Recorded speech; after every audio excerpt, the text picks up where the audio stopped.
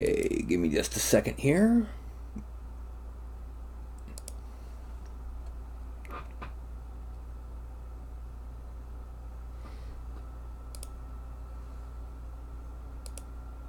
And popping out chat. And then hitting the enter over here. Yay.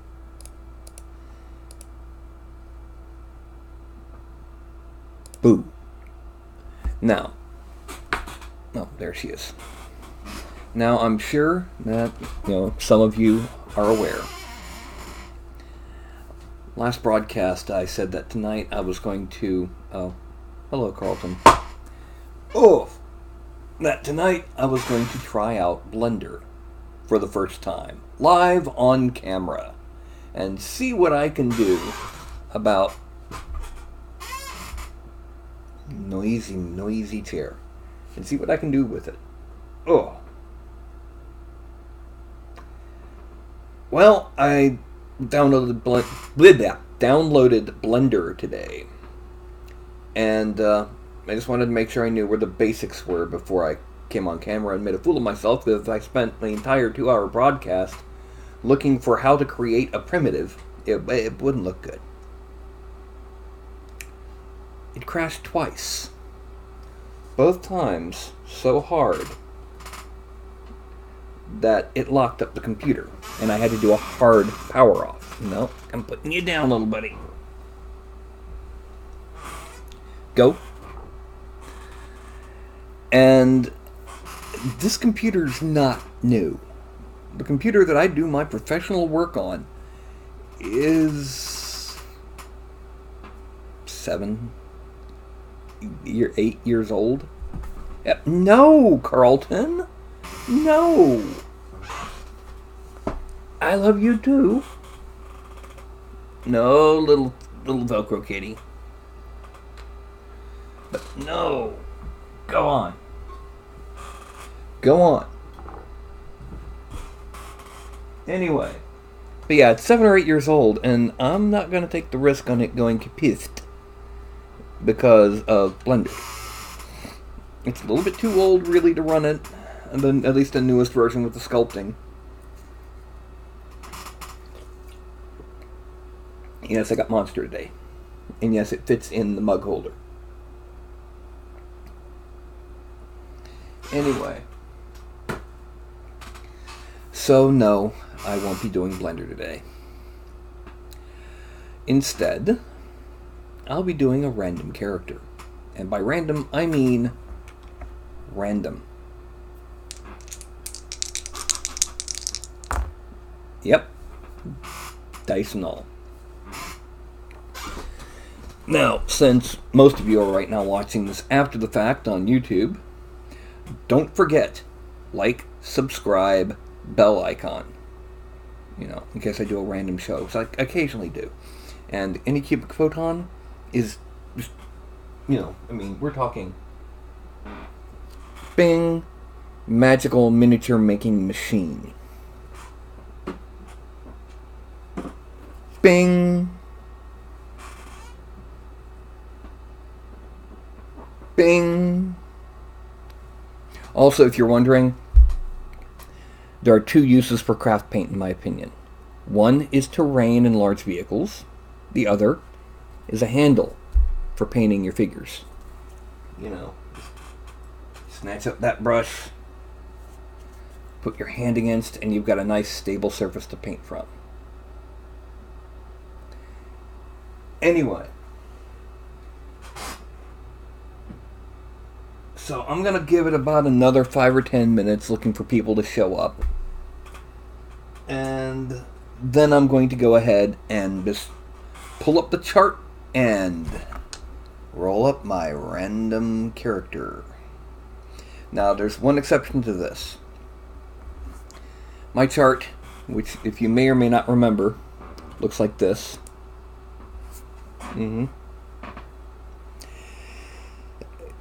Down here, Warlock and Sorcerer / Wizard, which you kind of can't see because of the logo. Yeah. For all intents and purposes, the miniatures will look almost the same. So I'm going to count those as together as 10. And if I roll something that I've already done, well, I've got a little sticker on, I'm going to re-roll it. So, also, elf counts as either elf or half-elf, any breed of elf. But for right now, let's put this away. Now, let me go ahead and make sure to remind people.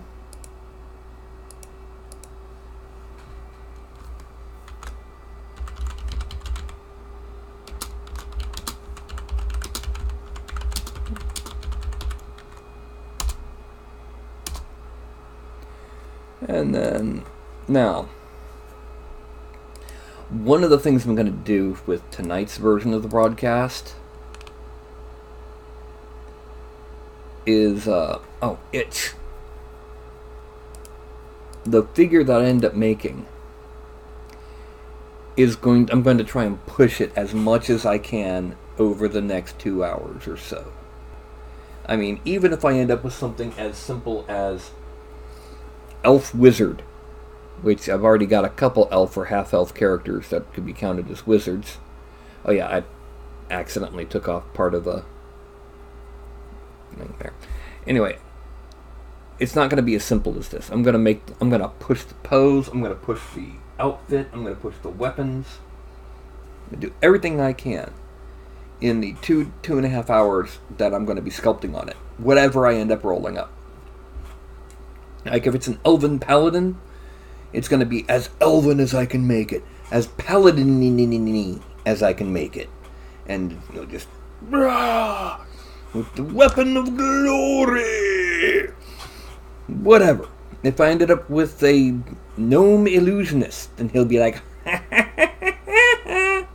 whatever. I'm going to push the character, I'm going to push the outfit and the detail as much as I can in 2.5 hours. If I start to get towards that ending period of time and I realize that I haven't put as much detail as I can, I'm going to save the file when I get to the end of the show and then continue it after I've turned off the broadcast. And then do a render, put it up on Thingiverse, the whole 9 yards.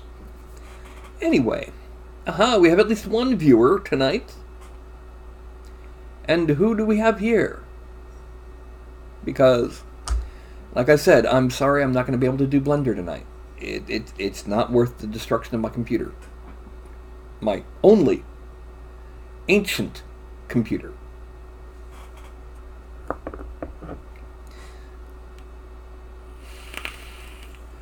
Random is random. Hello, PJ Props. Yeah, like I was saying, I don't know if you're in my Discord. I'm not going to be able to do Blender. I tried to at least run it a couple times earlier today and twice had a hard lockup. The whole computer just froze. Yep.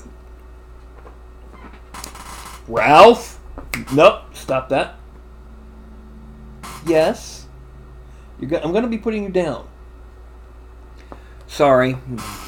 House Panthers can be rather needy for attention and affection. Can't you? No, let go. Let go. Let go of the shirt. Now get down. So, what I'm going to do is I'm going to pull up this old chart of mine. Now, if you'll notice, there's 5 races, and let me go ahead and hide that. Down here, I'm counting wizard and sorcerer, wizard, and warlock as arcane spellcaster. There'd be 10 this way. So I'm going to take these dice and randomly roll. The red one is going to be for the race. I'm going to cut it in half. So 1, 2 is human, 3, 4 is elf, and so on. The green one, which is and it's one of those 10 style, as you can see, is going to be counting down from Barbarian down to, well, generic Arcane Spellcaster. So I'm going to go ahead and roll to see what I'm going to be creating tonight. No! No! No!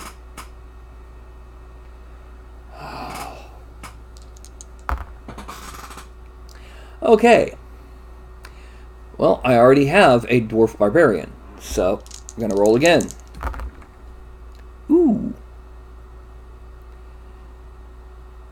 No, I've got a Halfling Paladin. 7, 1, 2, 3, 4, 5, 6. Elven Paladin. Okay. We'll do it. Elven Paladin after we get Ralph off the... Ralph?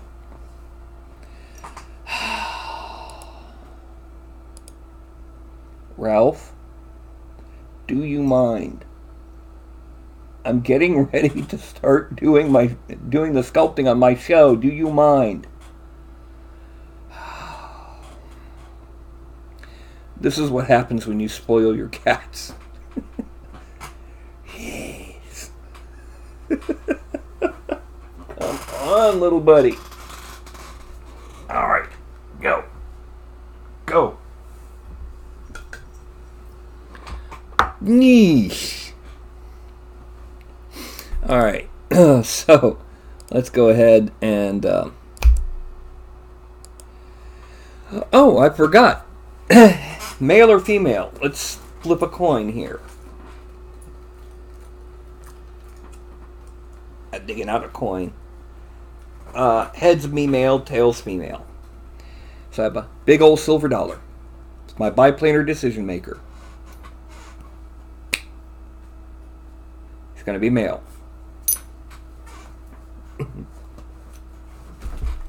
Well, half of them are. Alright, so bring out the male figure, the base male figure. Under parameters, go to races, elf, 100%. There is our elf. Now, the next thing that we're going to do is we're going to figure out what do we need. Okay, props, he's going to need some kind of sword. Do we want to give him a long sword or a great sword? Or maybe a hammer? Spear. No, we did a paladin with a spear back when I did Roland of Charlemagne's paladins. Well, it won't be a beaked axe or a back sword or a crossbow. We have a couple different long swords. We have a couple different great swords. Like, you know, you got a great sword here. This big sucker here. A more generic looking one. We've got the Hollywood Scimitar, which, no, I don't see it. Long swords, at least 2 different versions, and then 3 different versions counting the Celtic style. Warhammers. You know, what do you think we should do? I'm thinking let's go ahead and give him the Celtic longsword, because that always struck me as being more elfy than the curved scimitar-y things from Lord of the Rings. So we're going to put it in his right hand. No, sorry, wrong one. Delete. We're going to put it in his right hand. Yep, that's a nice long swordy sword. And then we're going to add on a shield. Now the thing is, we're not going to use either the round or heater shield, because there's a couple other shields I never did load in here. Where did I put it? Props? Did I put them under old? Other?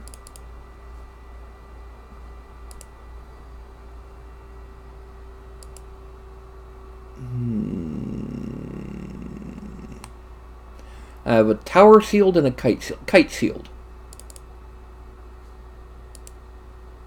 Now we're going to go to the back view, load in on that kite shield, and the first thing we're going to do is we're going to move that centerpiece back to its, basically where the handle is, and then we're going to move it up into the hand.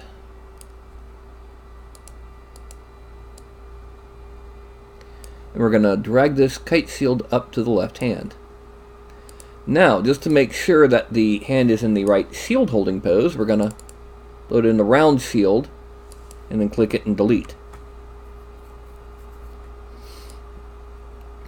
Okay, so we're going to have a longsword and shield. Now, going into the clothing side of things, we're going to go ahead and add on, let's see, I'm not going to give him one of these helmets because they cover the head too much.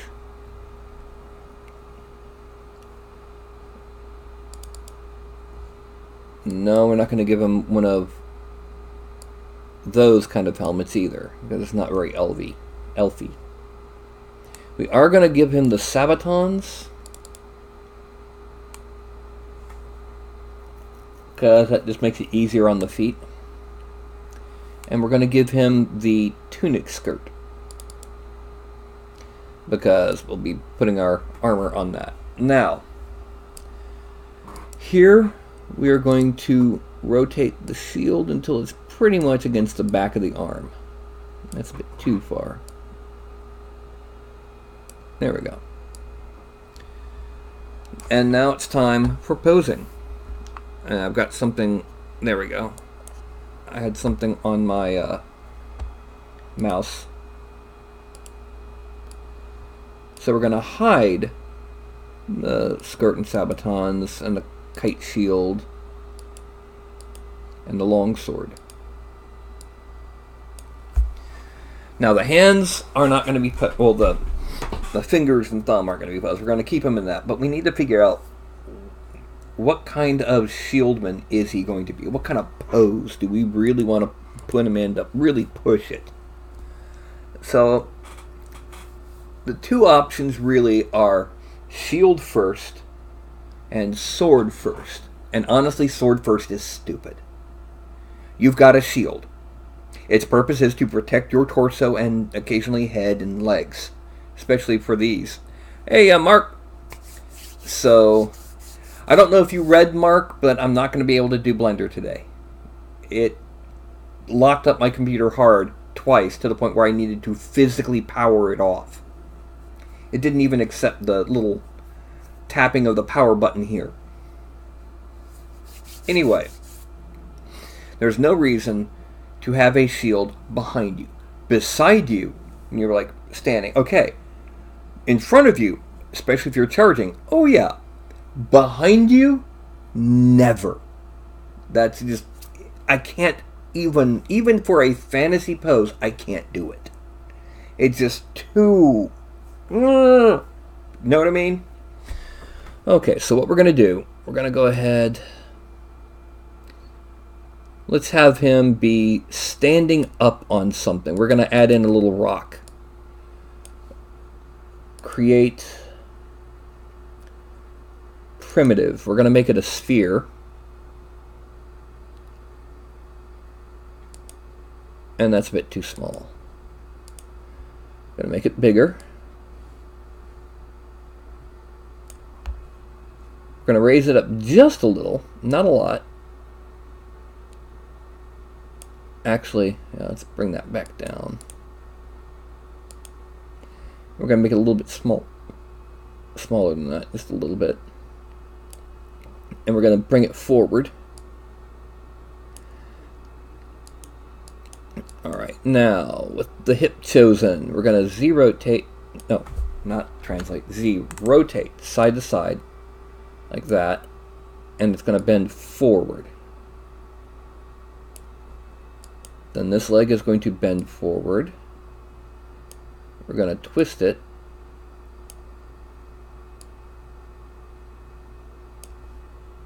We're going to bend the ankle. Now from a right-hand view, That's not quite high enough. So we're going to grab this. We're going to go to the hip. We're going to pin the hip's translation and rotation for right now. We're going to grab that and just bring it.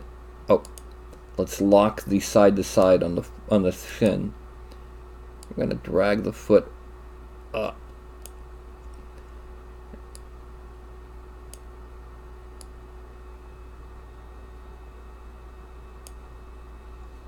A little bit further down. We're going to be sculpting on this sphere for the rock. And then we're going to drag this over.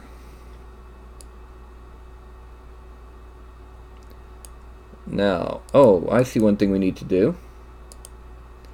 We need the side to side, that leg, twist, and bend. No, wrong way.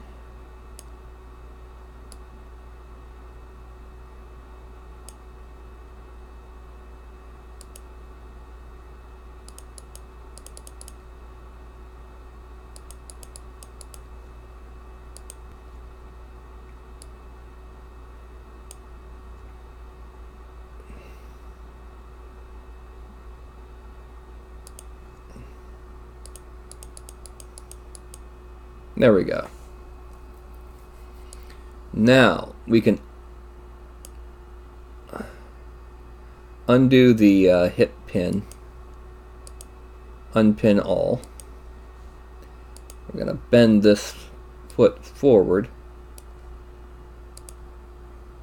and just check up on it. Is it going through the floor yet? No, we don't want it through the floor. We want this resting on the floor. What is the floor will also be the bottom. We're going to trim off the bottom part of that sphere. So that's the lower body. Now, we're going to go ahead, we're going to twist the abdomen.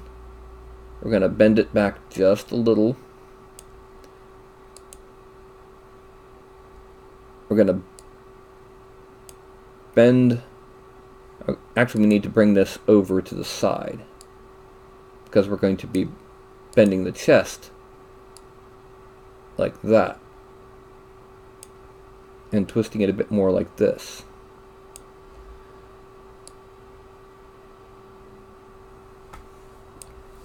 Okay, now we're going to twist the collar there, bring it forward and up, twist it. We're going to bend the arm just a little to make it look more natural. Actually, yeah, let's untwist some of that. We're going to twist the forearms at the sword. Let's get the sword visible. We want the sword kind of pointing more forward than back. Okay. And now let's get that forearm. Let's untwist it a little bit.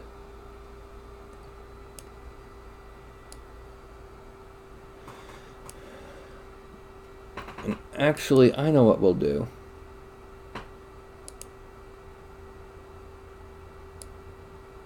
Nope, let's not do that. That was bad.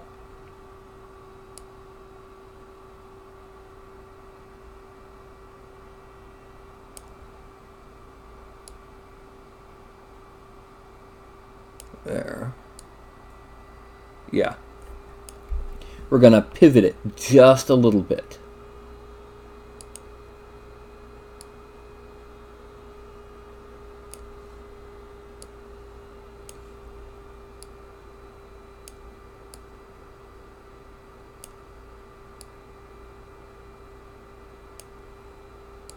Pivot it just a little bit. Pull it forward a little bit. Okay. Now, we're going to tweak the fingers, because those fingers kind of need to be tweaked to fit the new hand pose.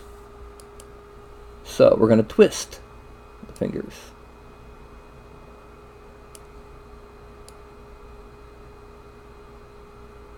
And there, it actually works and it fits the new pose for the weapon. Now, we're going to do the neck next. The neck must come side to side. Twist. And bend it back just a little so that the neck is like perfectly straight up. Then we grab the head. The head bends down.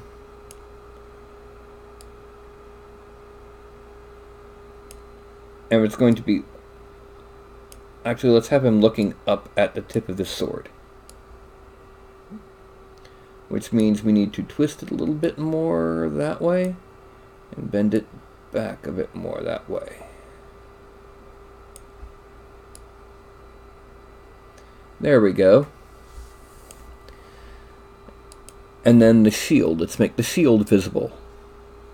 We're going to bend that forearm.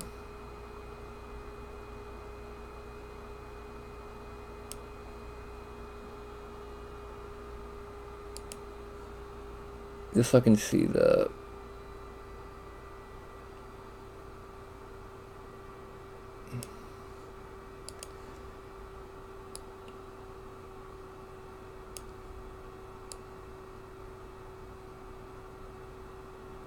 Okay, that's a rather dramatic pose.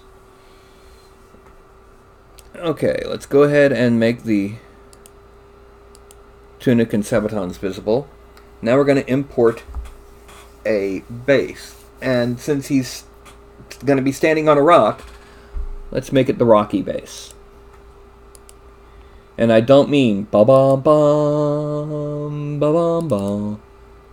I mean this. Now the first thing we got to do, go to the front view and lower this down until that foot and the rock, and I don't mean the wrestler, are down there. Then we go to the right view and we drag it forward. Then we go to the top view. Make sure that spear is in the... Okay, it's completely within. Now we're going back to perspective, and we're going to spin it until we have a nice flat space for the left foot.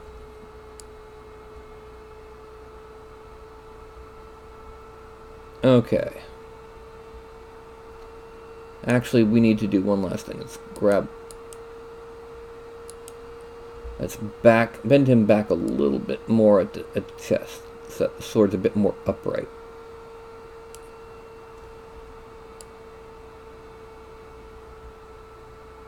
And his center of gravity is still over the space between his... And that's a bit too much, so we're going to reduce the amount of... Yeah, there we go. Alright. So, that is our posed potential paladin. Prepared and properly petulant. I don't know, some other P. Hello, Snail Mail Games!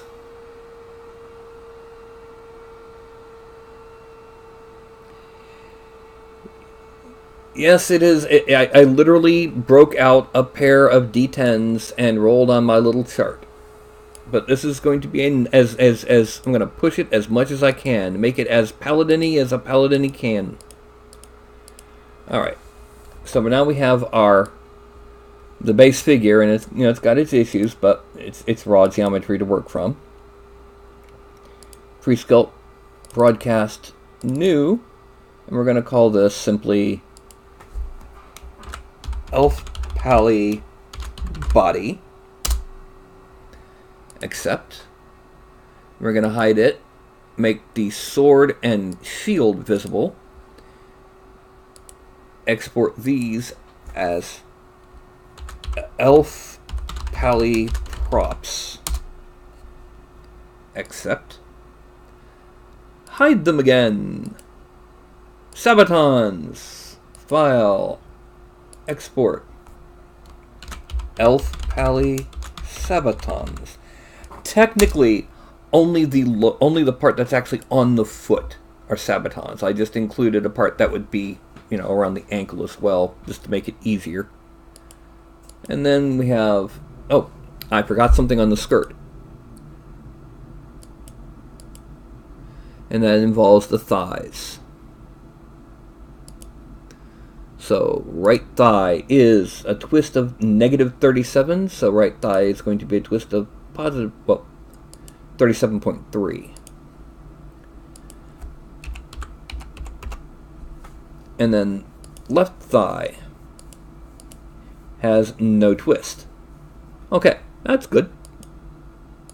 Alright, so File, Export, Elf Pally Kilt. We're going to just call it a kilt, even though it's not a kilt. And then we're going to hide it. And then the only thing visible, we're going to put the sphere.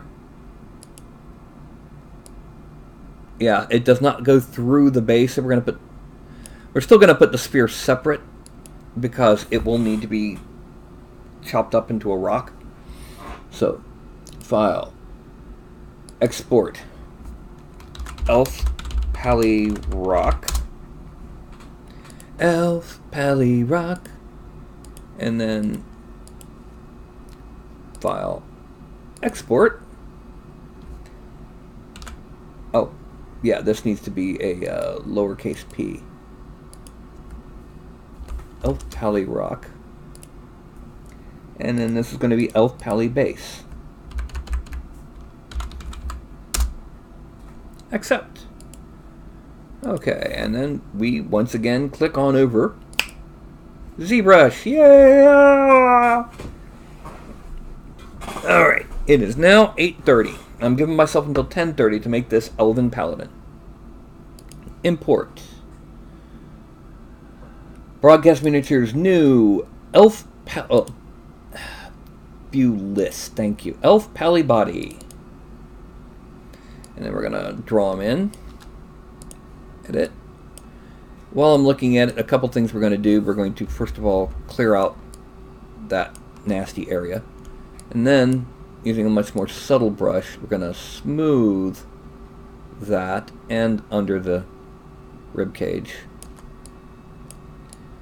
And right over here, because that got a little bit. And under here.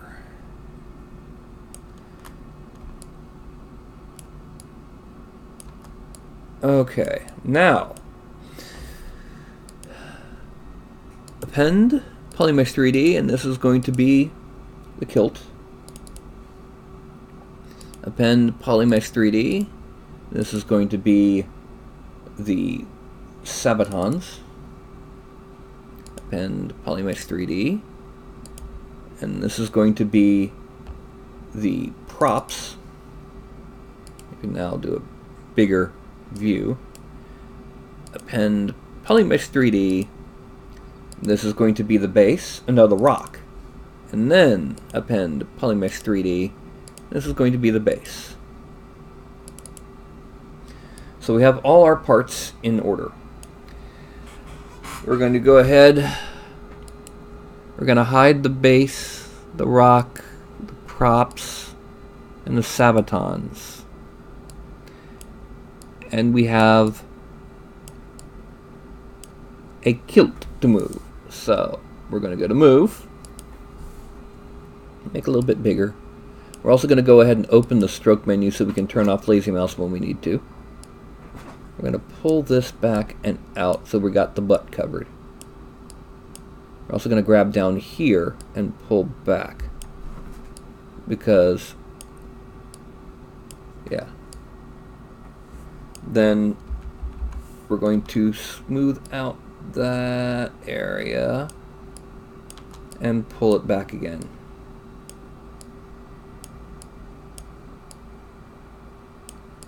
Now we're going to shrink the mouse a bit and smooth out the area between these thighs.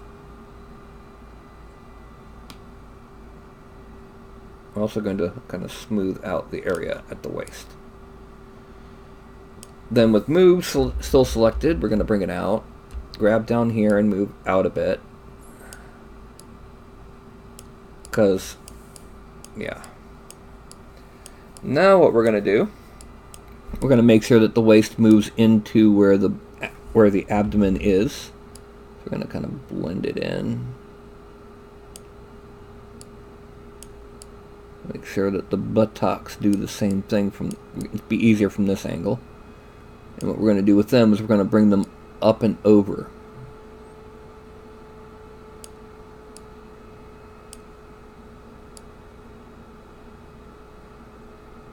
Okay. And then give it a little bit more butt.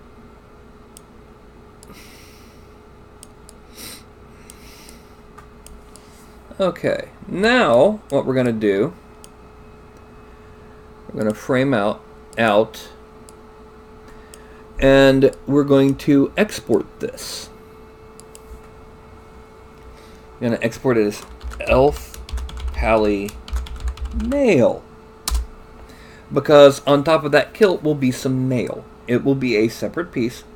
And the way we're going to handle this is I'm going to go ahead and start 3D Studio Max. Don't worry about that. I screwed up a couple files when I was reinstalling it on here. Anyway, we can go ahead now and go to Geometry and subdivide it a few times. There we go. On him, on the body, let's go ahead. We're going to smooth out that neck because there's a nice sharp line on the neck pointing the direction that it's bending or twisting. We want that kind of more balanced.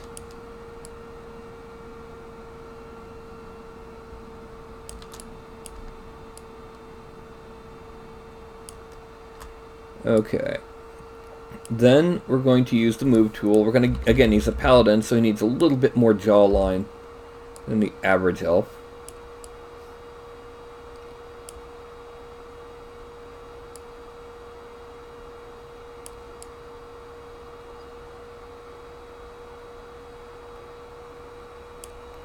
Oh, let's bring that.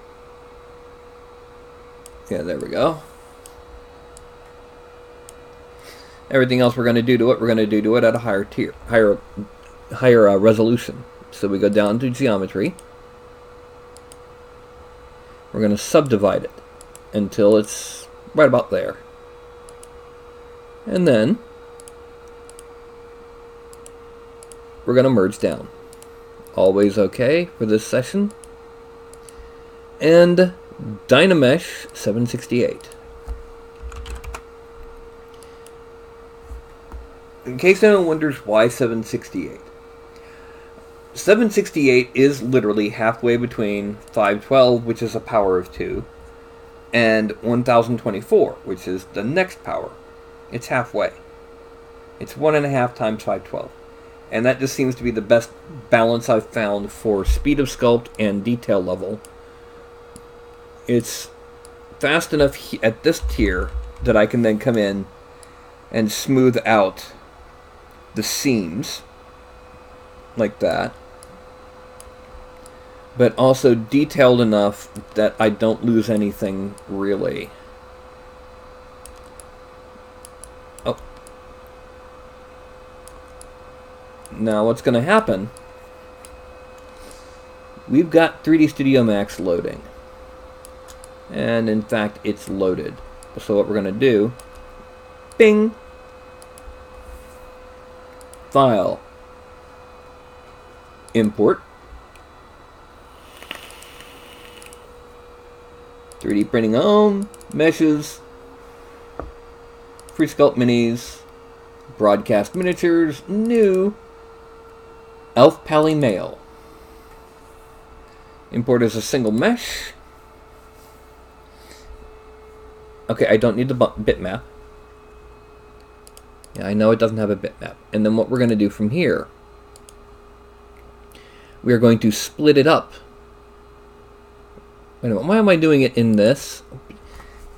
Somebody tell me why I'm doing... Oh yeah, I remember why. Anyway. close this. We don't need this open. No, I don't need to save changes. We're going straight into, let's go back to ZBrush. We're going into UV layout. UV layout is not free. It is not horribly expensive if doing UV mapping is part of what you were planning on, like if you're going to be a mod maker or if you're working in 3D. But for our purposes, it's a little overkill. You can use the mapping tools in whatever your primary 3D program is. And we're going to go ahead and load new UVs. 3D printing home, meshes, free sculpt, broadcast, new, and there's the elf pally mail. Load. Now it doesn't, and now we're going to do that to make it fully, and then we're going to sit here and, oh, wrong one. Let's see.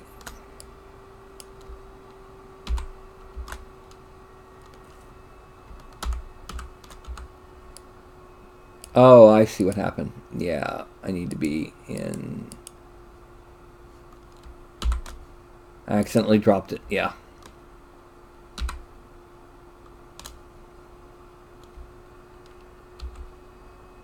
Need to cut.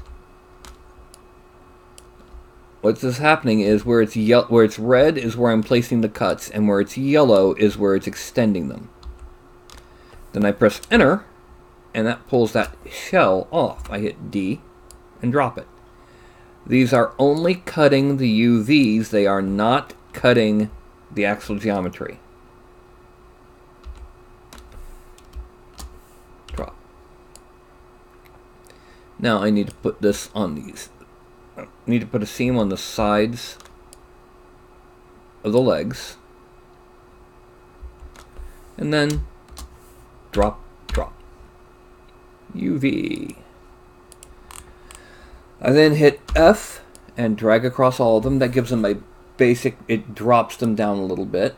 And then run for 1 minute or less, and yeah. I have one problem that I need to fix right over here. And I'm going to do it the old-fashioned way. I'm going to do it vertex by vertex. Well, first let me go ahead and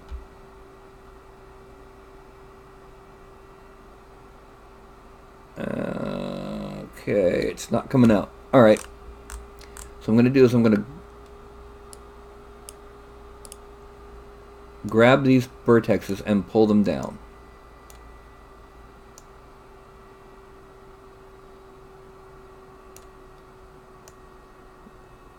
Because we want it kind of even. The more even the UVs, because this is how we're going to be doing the noise trick for chainmail on this sucker. Now what we do is we make sure that the bottom of both the front and the back are facing down. These we're going to shrink really tiny. And we're going to move it up to an upper corner. Well, we're going to do that after we're going to pack it with a little bit of space between them, but not a lot. Okay. And if you notice, we've got one bit up there and one bit down there. Okay, that's fine. So we're going to go and we're going to auto fit just to make sure we've got some space around them, and save. Dismiss, exit. One last thing before we come in. We're going to assign materials to this. Oh no, we don't have to. Yeah, that's right. Never mind. I can close that. Yes, I really want to exit. Okay, subtool. We're now going to insert Polymesh 3D. We're going to import Elf Pally Mail. And we are going to inflate it just a little bit.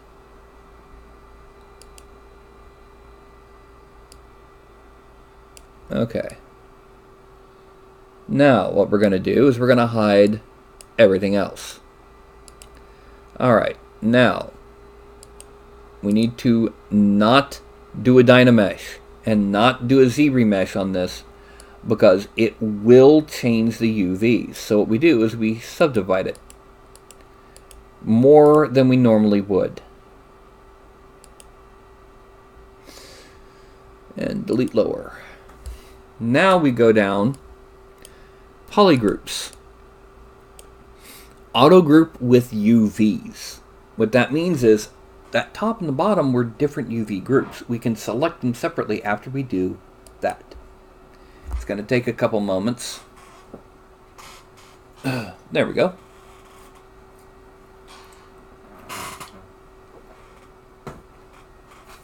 And we're going to shift. Well, we're not going to. Just make sure we can. Yeah, see, we just selected the bottom. Those, yeah. Alright, now we go back to frame. Zoom out a little bit. And we go to surface noise. UV. Alpha, and we go to our alphas. Now, yes, is to create a thin overlay. Do we want chainmail or scales for his hip skirt that will be under his hip armor? Chainmail or scales?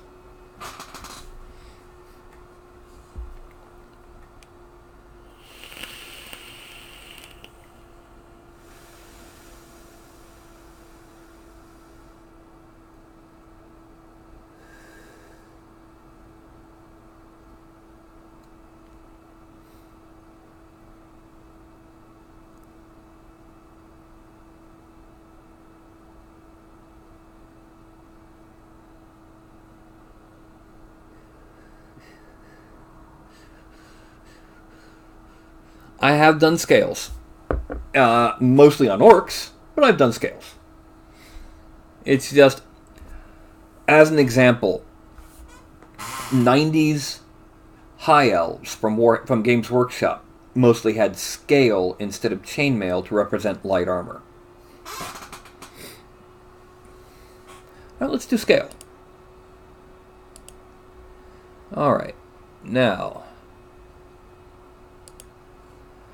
we need to bring that basic noise down to 0. Bring the strength all the way down.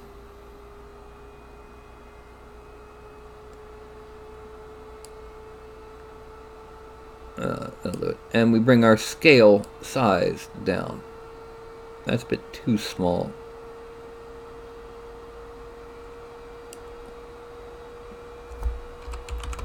There. That should be good enough. Now the thing is, we have a gap here.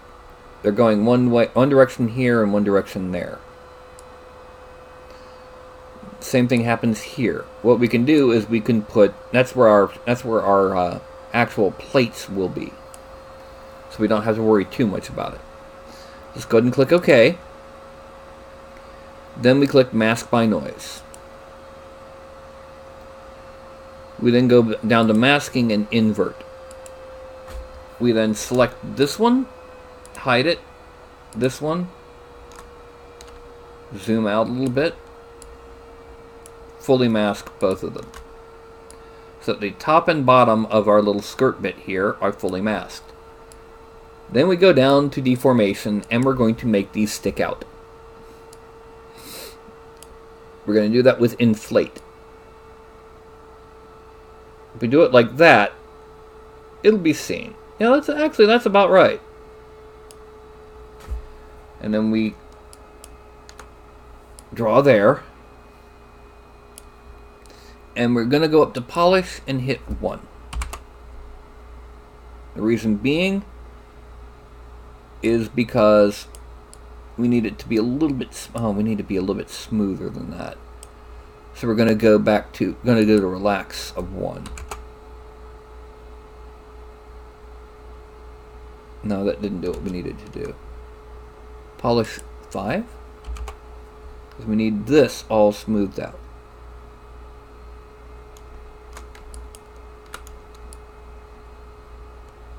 Yeah, see, that's what we need it to do. Oh, I know what it was. It's because I had... Yeah. Bleh.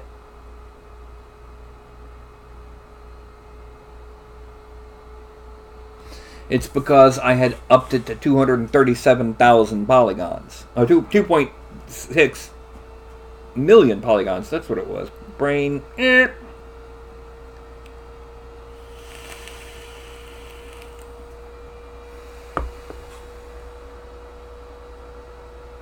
And as we watch the countdown orange timer go, and I'm going to need to add more juice to my vape. And then it should go back forward the other direction now.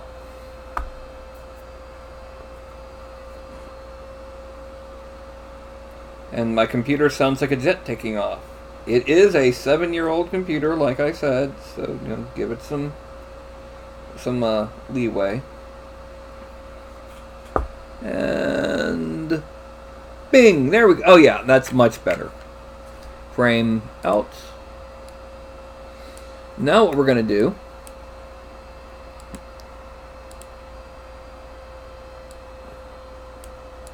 we're going to go ahead and make first the trim for the bottom of the scales.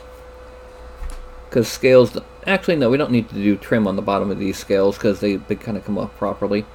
What we're going to do is we're going to make the hip plates. And we're going to need... Uh-oh. What did I get this? I forgot to put this back in. Yeah.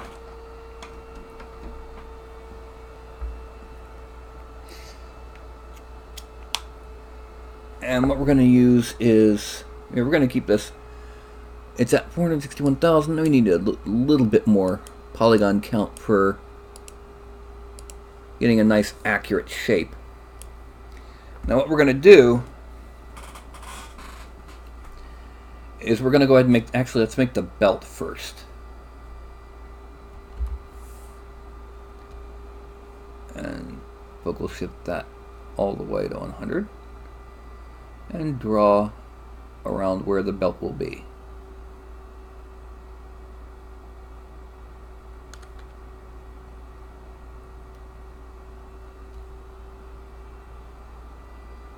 Actually, no. We need to have the scales visible for this part.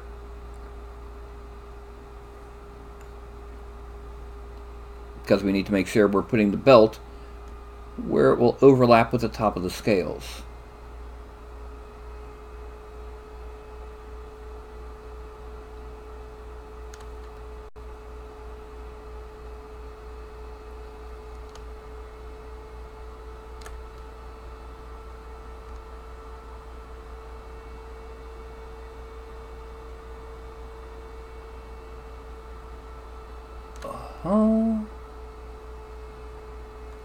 I've got to hide that arm, it's getting in the way.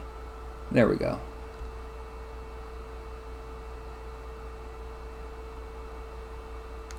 Okay, now unhide and turn off transparency. Now we're going to need to extract this at probably a 0.03. Oh no, 0.02 might be enough. And it is, except draw.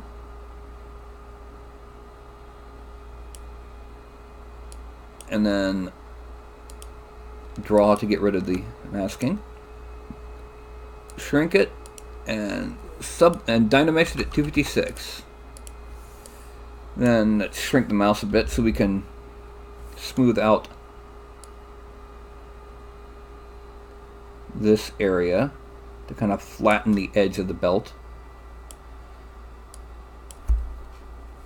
It's kind of concave, so by using the smooth on the inside, on the front facing, the outer facing, we're undoing that concavity. We're making it a bit flatter and behaving more like a belt and less like a cloth something. A cloth piece, sash, that's the word I was looking for.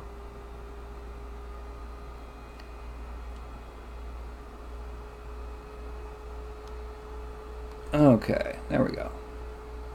That's where the belt is.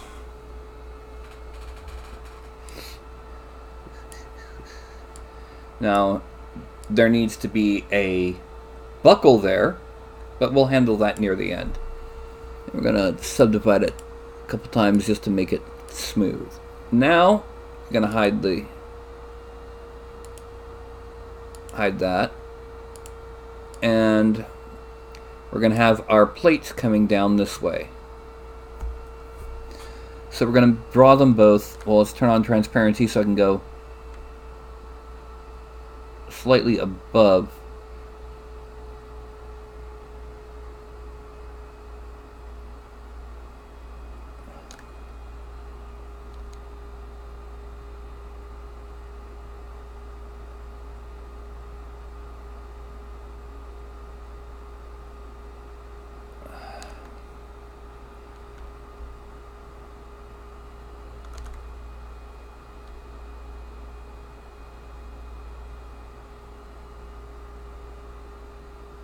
Alright, now we're going to zoom in, and we're basically going to erase the bottom edge of this, just getting close to it to make sure that it doesn't go over and curl, or rather curl under the bottom edge. Let's turn on Lazy Mouse for the for erasing this, so we can have a nice little curve. Yeah.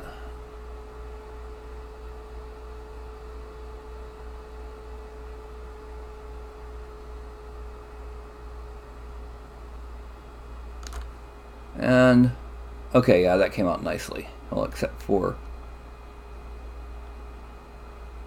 that. Yeah. Anyway, let's turn off Lazy Mouse and just start filling this in.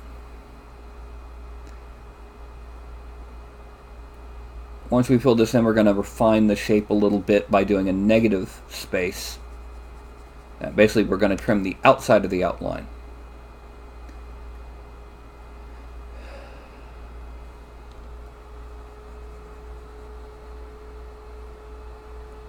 And then we're going to make the left arm invisible, and we're going to do the plate for the other side too. Alright, so we're going to do that, and then we're going to,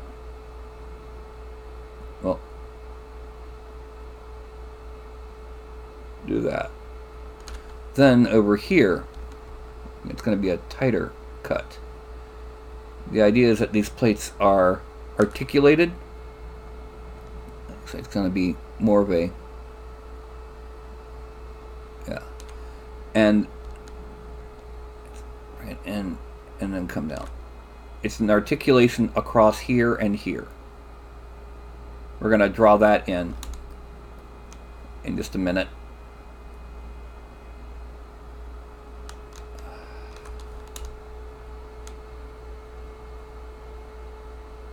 Okay. Oh, let's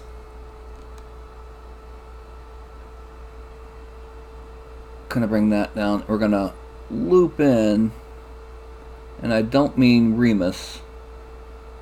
There. Loop, realizing that we're going to be cutting into it later. And we're going to go down, down, doobie down. And then down, down, down. Actually, this is too much. And I'm going to over. And then just to make sure, just put here, and then turn that, well, Lazy Mouse back on.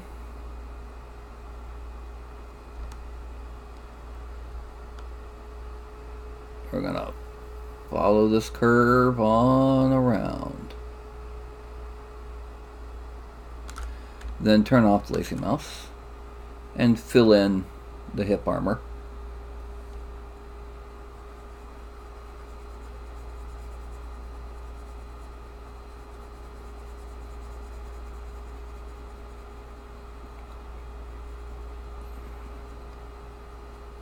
Then we're going to cut in the detailing here. Oh.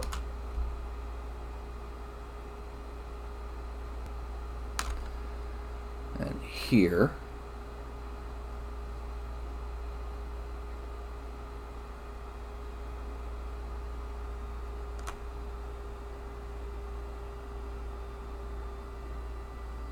Okay, and then up at the top, we're going to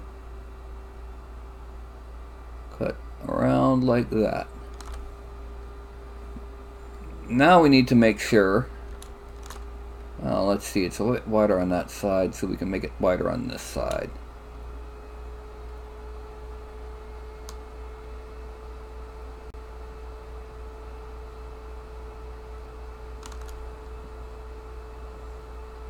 But what we're going to do first, we're going to make sure that we are in fact covering up that seam with both sets of thigh plates, and we are. So what we're going to do is we're going to make this one kind of come forward a little bit more and back a little bit more. So oh, I forget when it does that. If you just tap the mask, it gets bigger.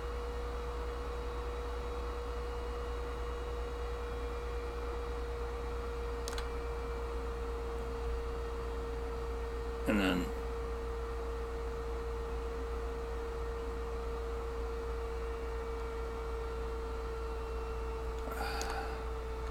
then we just kind of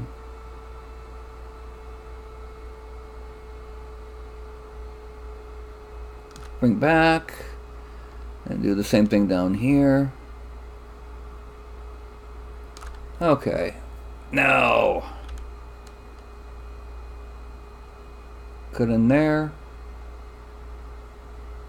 cut in there.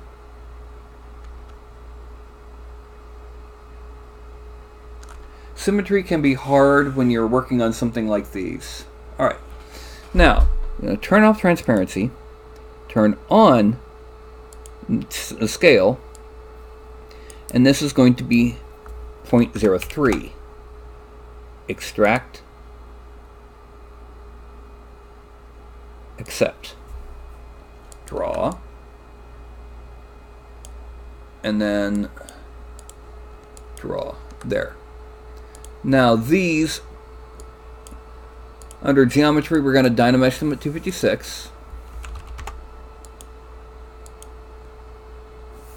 We're going to kind of, once again, we're going to use smooth to kind of unbend that area right there. And there's not a similar one on the other side. But anyway, we are then going to subdivide it until it's around, yeah, that'll do. And we're going down, oh, I forgot to change that. We're going down to seam 16.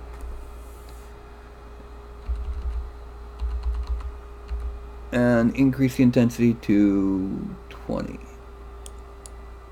And then what's going to happen here, we're going to, no. From this side, we're going to come over.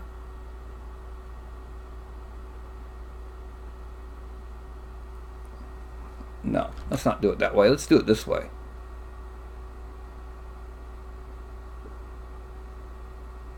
This is like a dragon knight, an elven dragon knight. Yes, I know there was something like that in Warhammer Fantasy Battle, but Warhammer Fantasy Battle is no more, and this is not an elf mounted on a huge horse with dragon barding. Oh, stop that. Thank you. So, that was down and then around, down and then around. Now the next thing that we're going to move the bottom center down, and then 1, 2, 3, 4, 5, 6.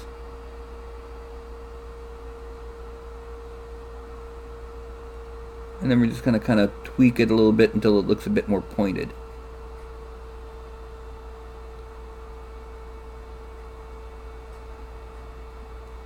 Okay.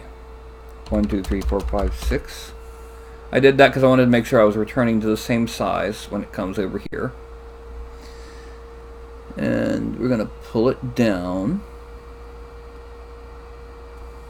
And then, once again, we're going to pull it in from here. Then in from here. And then in from here. We're going to keep kind of doing this until it's also pointed. And the point is, that covers the bottom edge of the seam. So now both sides of the seam are hidden by these thigh plates. Actually, why did I do that? I should have kept those hidden and hidden the rest of the other arm too. But leaving the collar. After this will be the pauldrons. Okay. Now, the first thing that we're going to do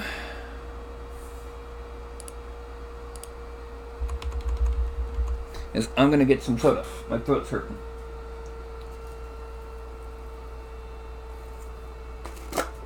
Figures. Back to regular soda. It's like loading in ammunition.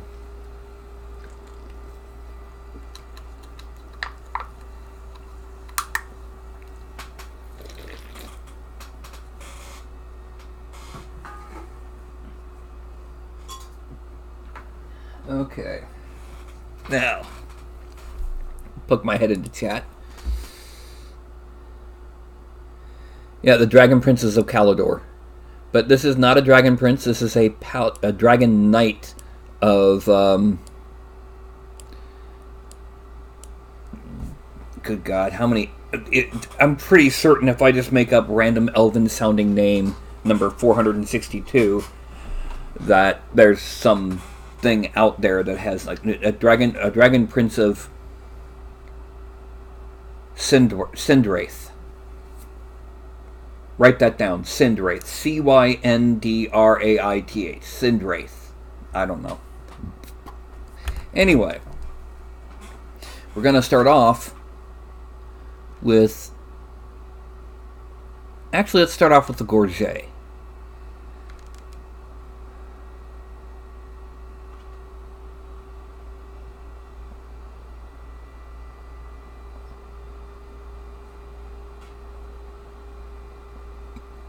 It's going to be one part mantle, one part... Yeah, that's how we'll do it.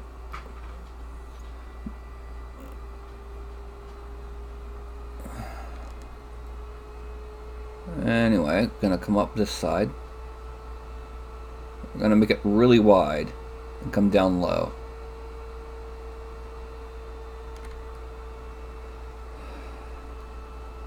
And it needs to come up how high? Okay, below the head.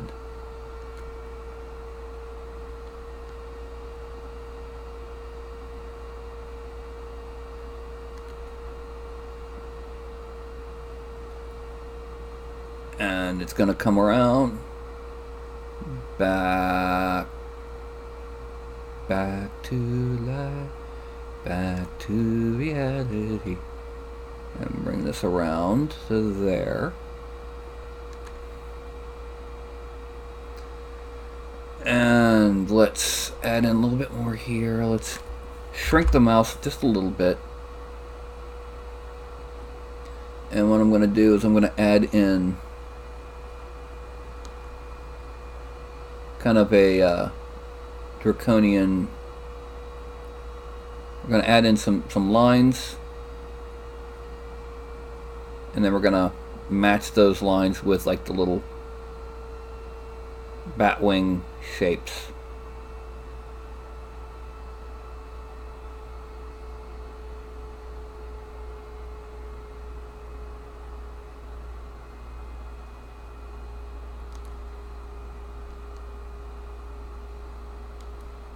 We're going to do something similar but not as many on the back. No, I didn't want to do that. Okay, there we go. Oh, I have a bulge. Don't want that bulge.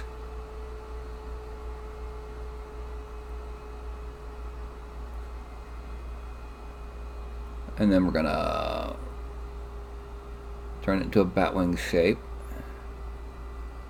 or in this case, dragon wing shape. The reason I'm not gonna do it over the excuse me,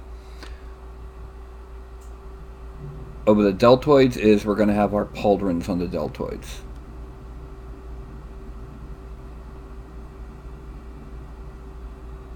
And that will be where this will overlap the gorget. Gorget is the term for the neck protector, by the way.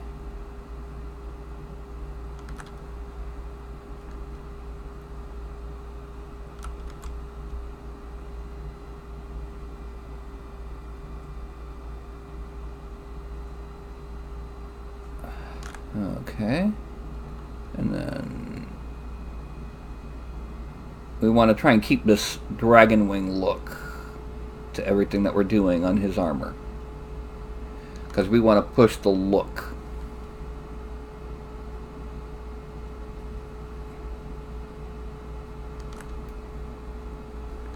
This is not going to be Bruce Wayne in a fantasy world. Despite him being called the Dark Knight, he's pretty much very non-knight-like. And then we're going to extract this at 0.02. Extract. Accept. Draw. Draw. And then we're going to come down to geometry. We're going to... Oh! We're going to... On the neck piece, we're going down to geometry, and we're going to Dynamesh at 256. Dynamesh. And then we're going to start subdividing. Okay, that was too close. Needs to be... Actually, I need to use the move topological tool real quick.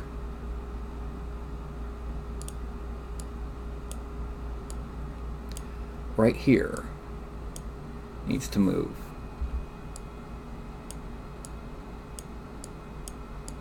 First, we kind of bring it up a little. And then we shrink and we smooth out that area just a little bit. Because it'll, yeah. And then we're going to Dynamesh at 512. And smooth out that area. Now, the first thing that we're going to do, we're going back to our, there. We're going to make the neck be underneath the shoulder, the mantle part. Oh, yeah, that's right. We got to subdivide it a couple times to give it a nice, even, smooth.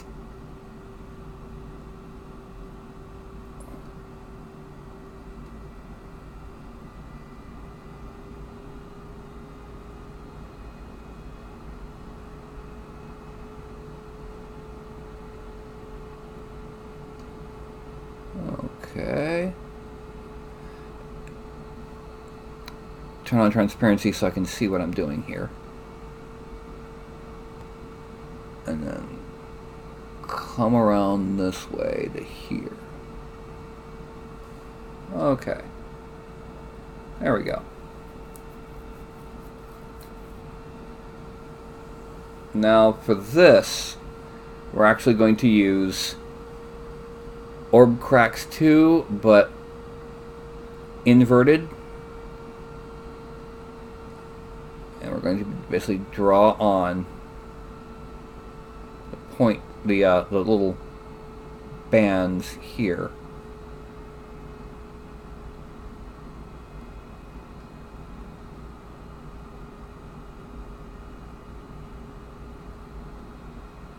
And here. And then there's 2 in the back. And it's going to be, or 3 in the back. Here. Oh, I screwed that up.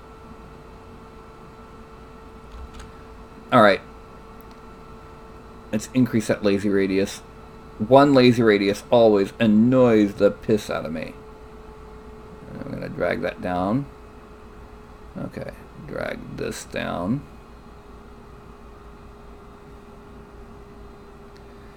And then from here,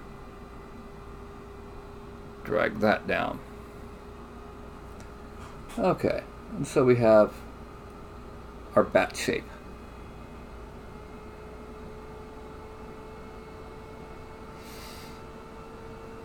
Now, I'll be honest, the actual breastplate part we're going to do by sculpting on the torso. Alright, so now let's go back, not inventory, subtool. Do not switch. Subtool. Alright, first of all, there.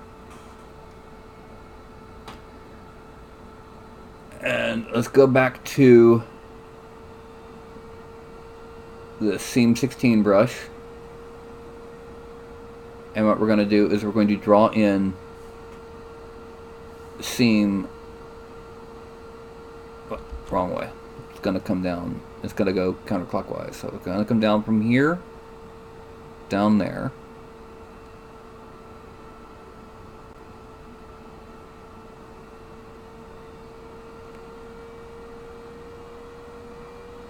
Come under and around.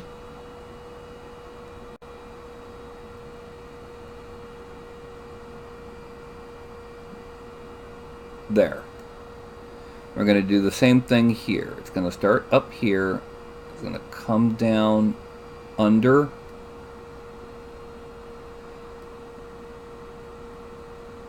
And around the underarm. We're then going to take our inflate brush. We're going to make it kind of big. We're going to go, not sculpt, auto masking, backface mask. And we're going to kind of just inflate the lower body a bit so that it blends a bit better into the belt and armor.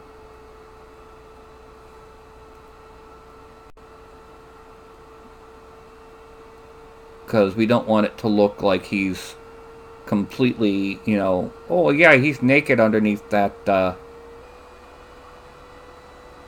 make it look like it's actually part of a single suit of armor.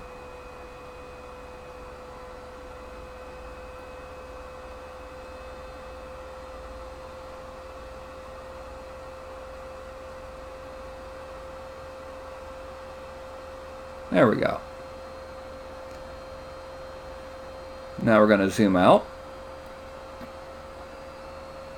And we're going to draw in using seam 16. Let's see.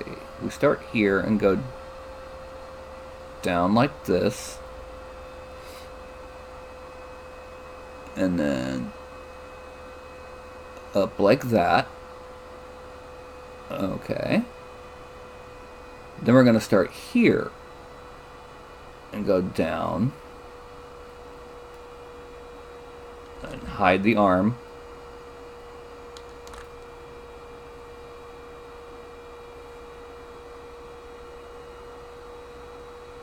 Oh.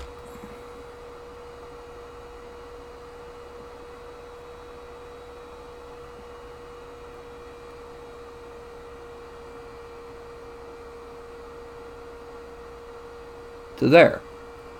Then we're going to start all the way up here and come down.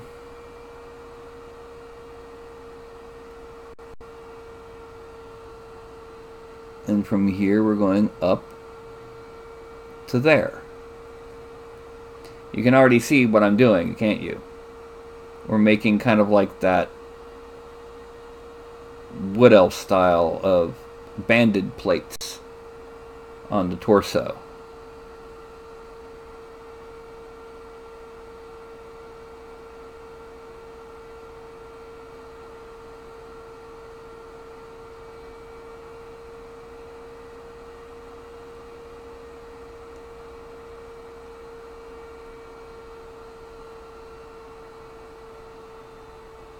Oh, That one I missed because I don't have transparency on.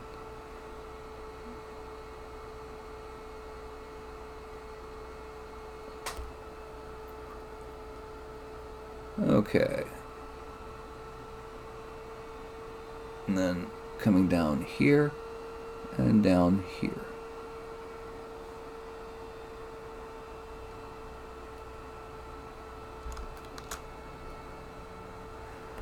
Now let's just put these on just so that we can have it all be the same color. Now we need to do the pauldrons and the bracers next. Hello, Kim! Thank you, Mark.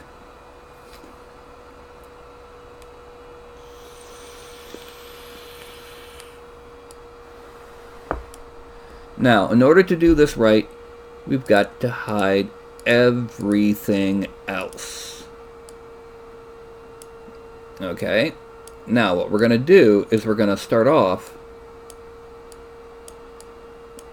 we're going to mark, we're going to go back to the standards because we got a small enough brush, and we're going to mark off the base pauldron area.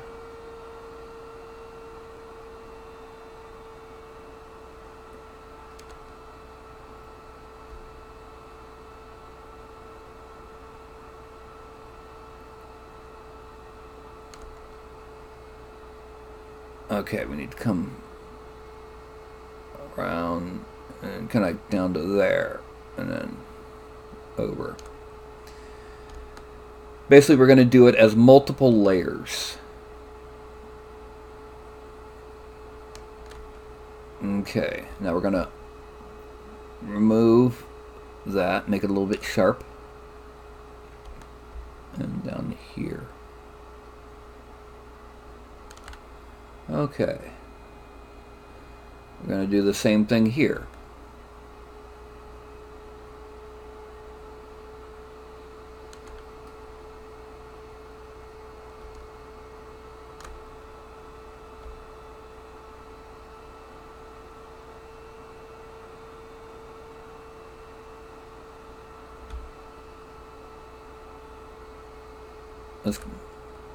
Okay.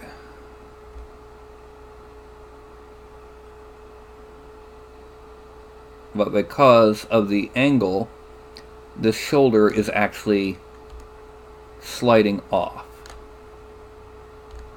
towards the back.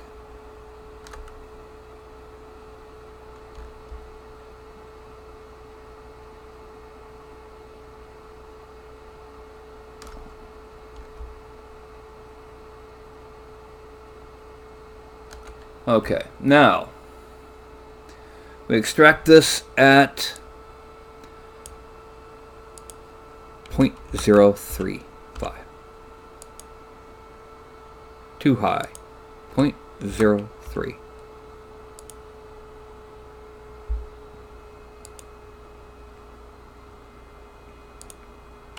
Too 5.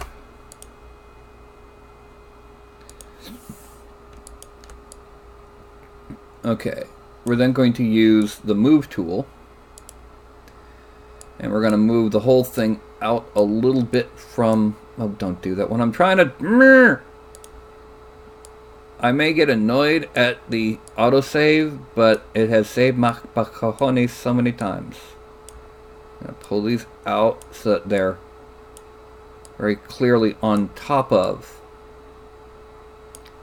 this armor here.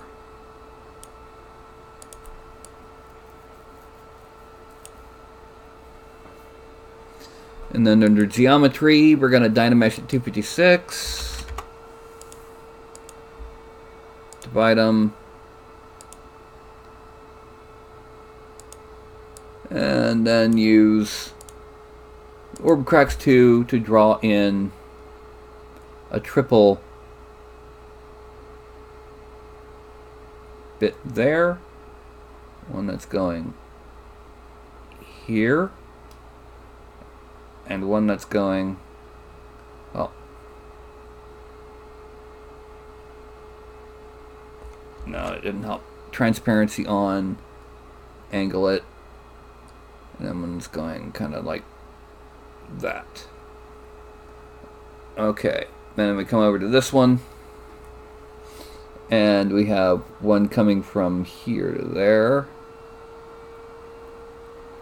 One coming down straight. And one coming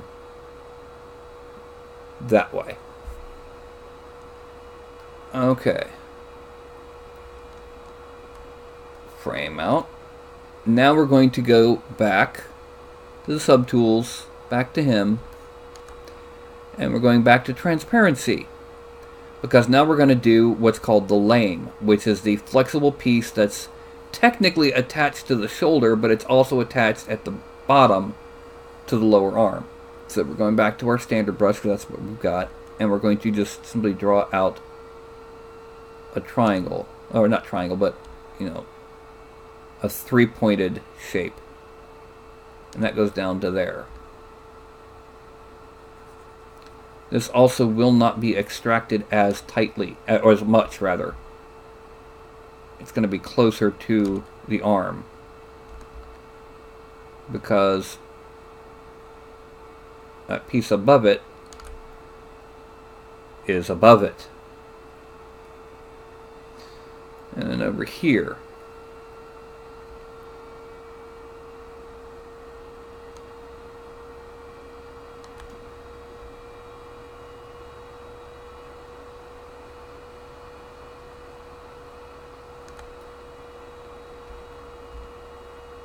and pop to there.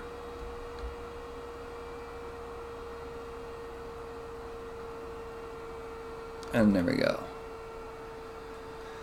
Turn off that. And under subtool we go to extract. We change that 0.25 to 0.125. Extract. Oh, 0.0125. Extract. Accept. Draw. Click on our body and draw. And now geometry 256, Dynamesh, subdivide, delete lower, transparency. And we go back to orb cracks. And this time we go from the center and draw out to there, draw straight down to there, and draw out to there. And we come over to the one on the back of this arm. And let's draw out to there. Draw out to there. And draw out to there. Oh no, we missed it. It's coming this way. Okay.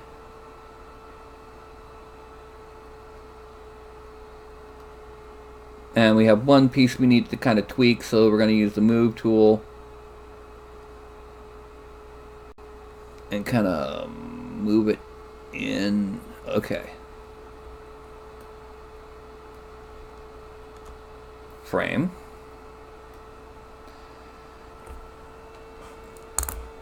Okay, and just to see how it looks right now with everything, we still need to add in the thigh armor and the rest of the shin plate, and we still need to sculpt that rock.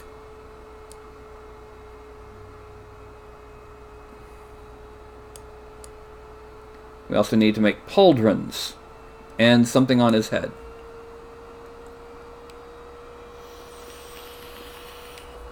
What we're going to do, I'm going to go ahead and merge all of the armor pieces right now, not counting the chainmail or the belt, but just like all of that shoulder and upper chest part.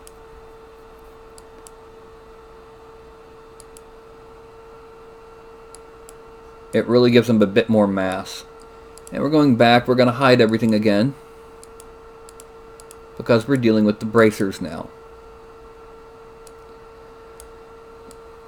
And the bracers are probably gonna kind of end up like the Dragon Princess in that it's going to be all right, let's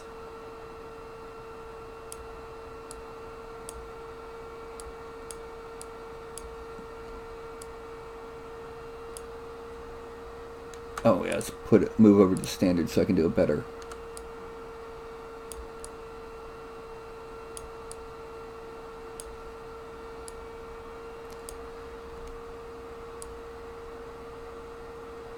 Okay. Now, we're not going to do something like that for this arm, because that arm is holding a shield.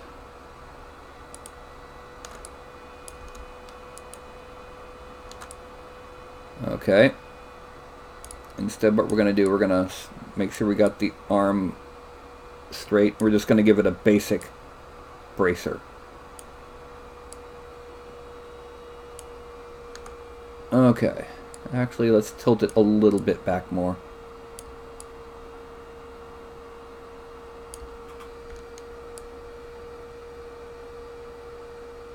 Yeah. Now we're going to zoom out. And let's make the armor visible again so we can see how it's going to compare and overlap. And okay, good, it's not going to overlap. And then under extract, we're going to extract this at a flat out 0.175. Act. Oh, 0.0175. Extract. Accept. Draw. And draw. Okay, actually let's hide those. Okay, we see we have at least one piece we screwed up. So we're gonna select that. Actually no. And then let's mask it. Go down to masking and invert the masking. Visibility, hide points, there, and then we go to geometry, modify topology, delete hidden. Okay, now we go make our people visible again. We're going to move, and we're actually going to shift the focal shift, make it really kind of sharp, because what we're going to do is we're going to drag down points. Not quite that large. There. Oh, we better dynamesh it first, shouldn't we?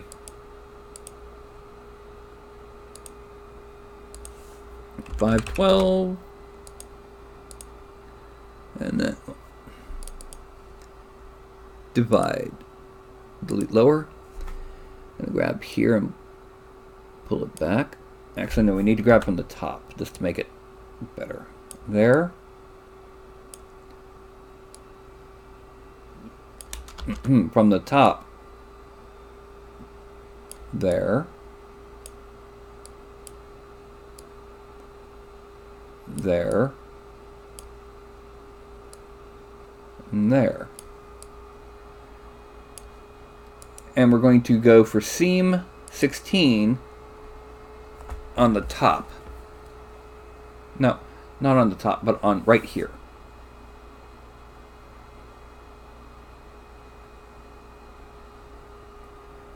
Okay. Now we need to make it a little bit bigger for this, because I have a tendency, my bracers have a tendency to have the details a bit too fine. There we go. Then we're going to orb cracks. We're going to increase that intensity to 21. And we're going to draw on ridges. Kind of like Ruffles potato chips, you know. Ruffles have ridges. And then, oh.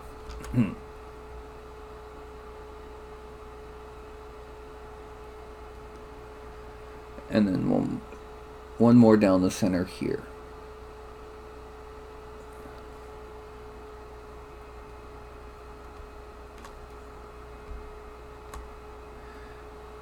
Then we're going back over to this arm, and once again we're just going to use the seam 16 to draw our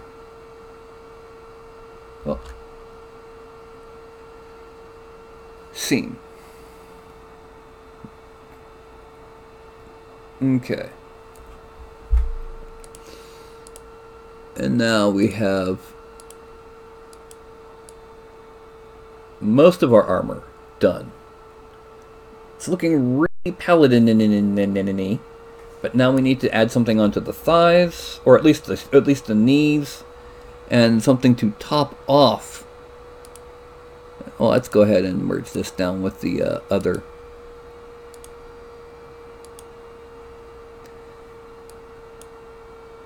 Okay, so what we need to do, we're gonna hide that.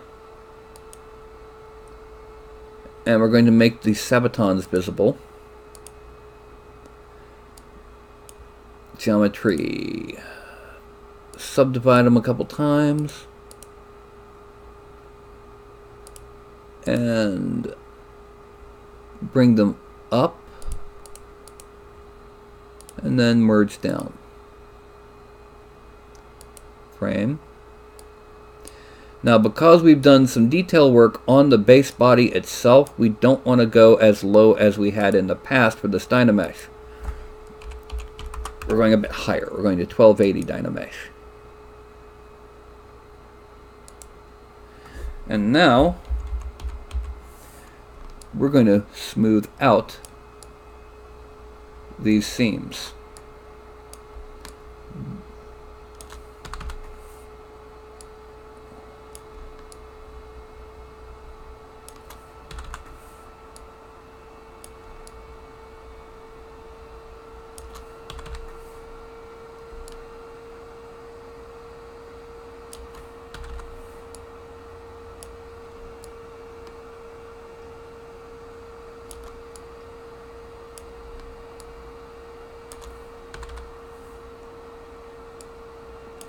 And then, in case you can't tell what I'm doing, as I smooth it, I'm then going to double tap the 1 button, which will make it repeat that same action twice more.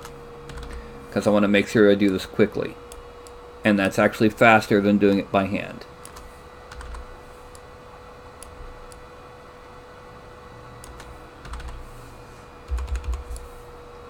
And then in here, smooth that out. Okay, frame. Now, we need to do the top of the shin pieces and the knees. And I'm going to go ahead and do the knees first. And what I'm going to do with them is I'm actually going to do this one separately. Because what I'm going to do, I'm going to draw it like that.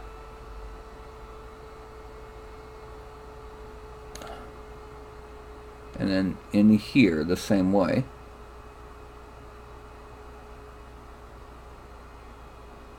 Except now I'm going to just here.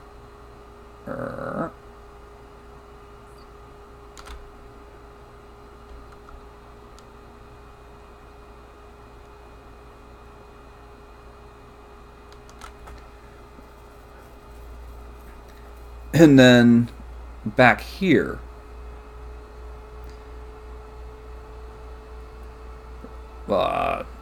we're going to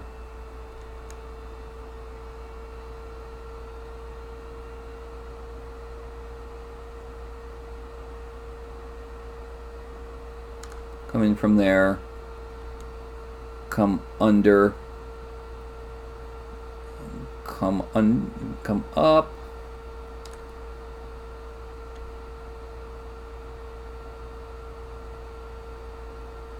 We really want that inside to be up.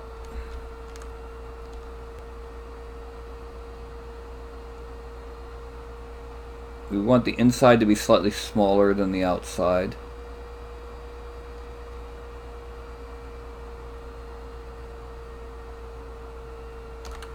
Frame. Oh yeah. And then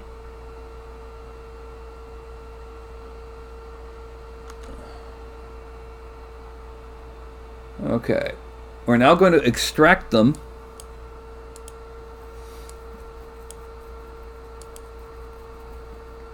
Yeah, 175 will do. Accept. Draw. Draw. And then under geometry, Dynamic 256. And then subdivide 3 times to do it. Now what we're going to do is we're going to use that move tool that we've modified to be sharper. And we're going to move the top up.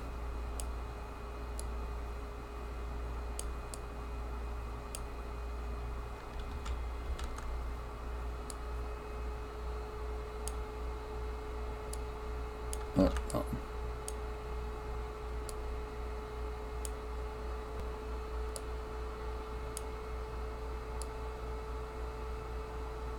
And we're doing it this way so that it's thick enough to pull up. Alright.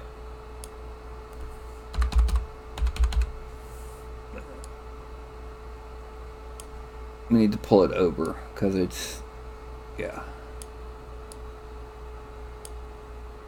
And kind of back and forth to make it a little bit sharper. Okay. Then we're going to do the same thing that was, we're going to start here and pull it straight up. Oh. Start here and pull it straight up.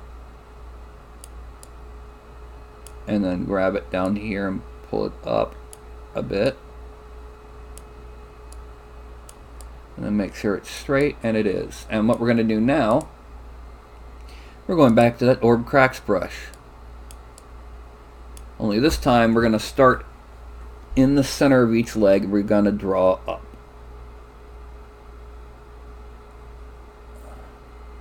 To emphasize that centerpiece. Then we're going to draw from the bottom. We're going to draw each of these.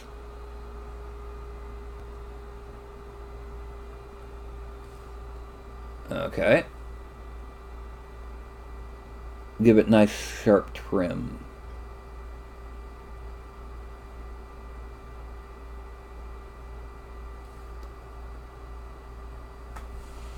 So that the kneecaps are like wings.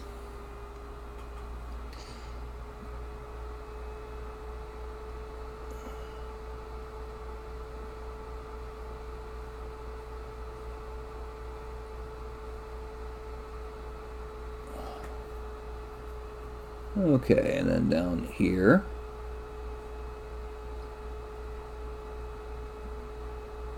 We want to try and keep this whole detail meal similar onto a theme.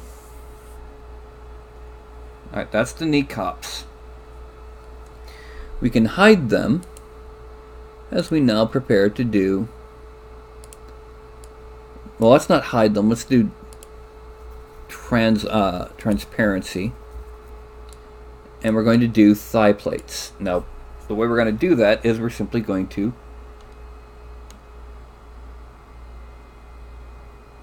draw outside the leg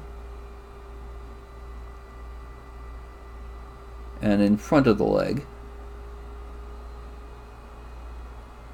and then we're going to erase like that.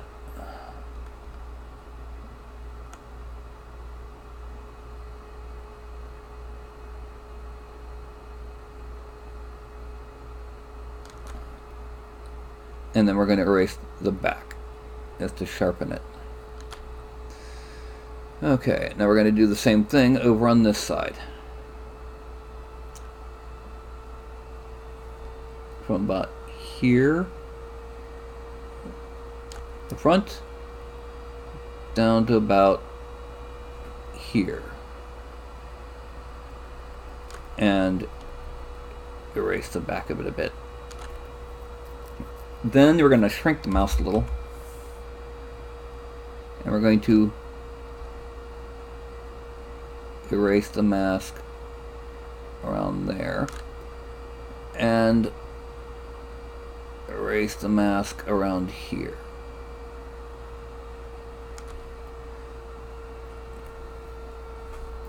And then just to make sure that what we're doing is going to end up covered. Yeah.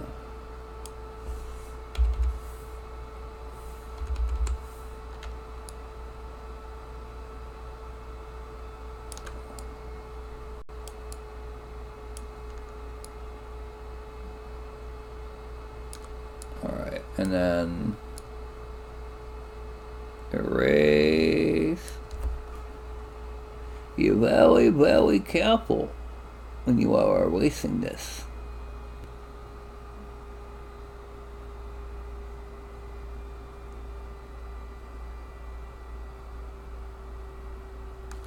Okay.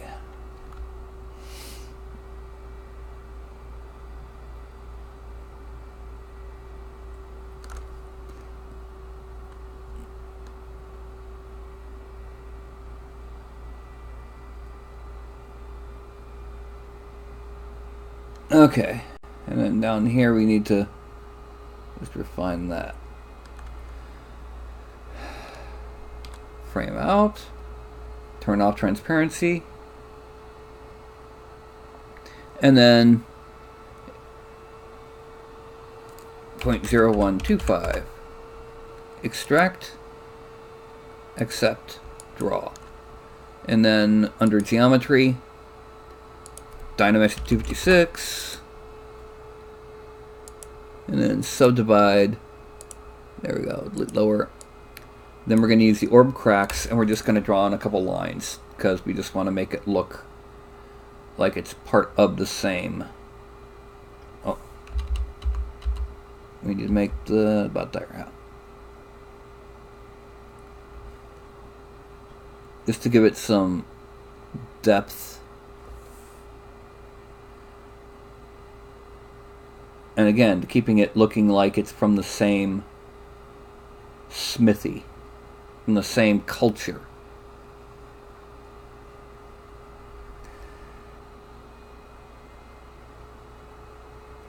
We're going to do something similar with the calf plates.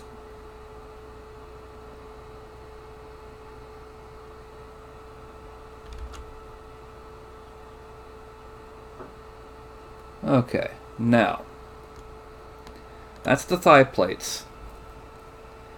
We're going to hide the thigh plates and go to work on the calves.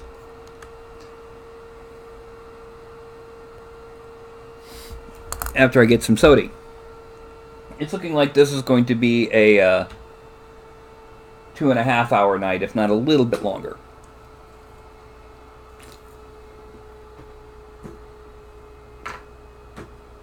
Yeah, okay, there we go. There we go. Alright, we're going to come over here. Now what we're going to do is we're going to start off just below. It's going to meet our knee plates and come down. And then it's going to meet in the back.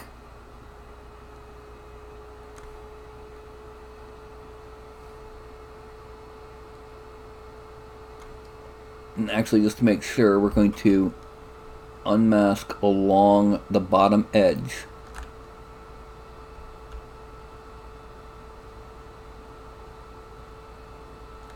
Okay.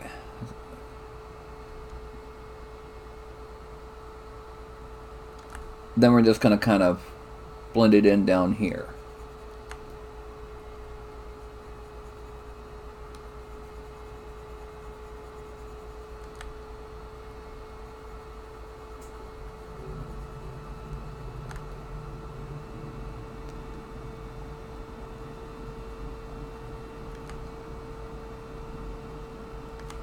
Now we come back over to this side, and we're going to do the same thing.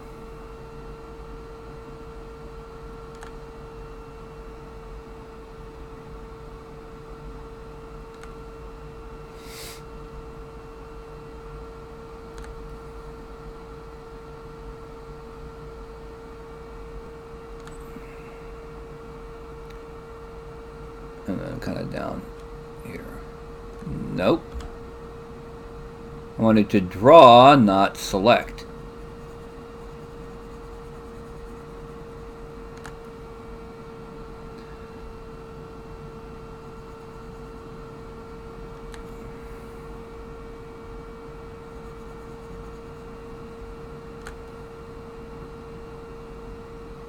And then, like we did with the other leg, we're going to,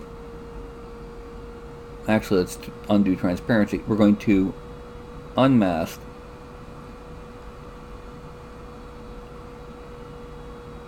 along the bottom edge.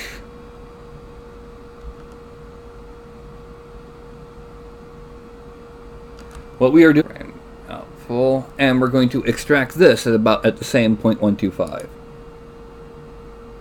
Accept. Draw. Dynamesh 256. We're going to hide the knees and the mill.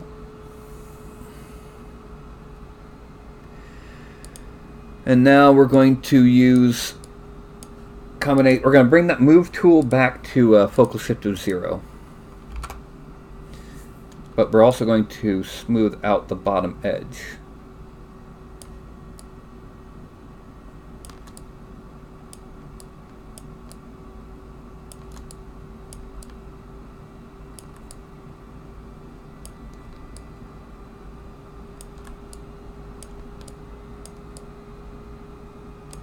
Okay. Zoom out. We are now going to. Oh no, we gotta subdivide it a couple times first. We're gonna merge down, and under geometry, do it again. Dynamesh. Oh yeah, clear the mask. Dynamesh. Okay, now we're going to zoom in. 1, 2. Again, we're using the mouse, not the tablet, for smoothing this area so that we can get 100% without having to push too hard. And then 1, 2. Okay, and then over here. 1, 2. Okay, and then back in the back. 1, 2. And back over here. 1, 2. Coming up this way. 1, 2. And then over here.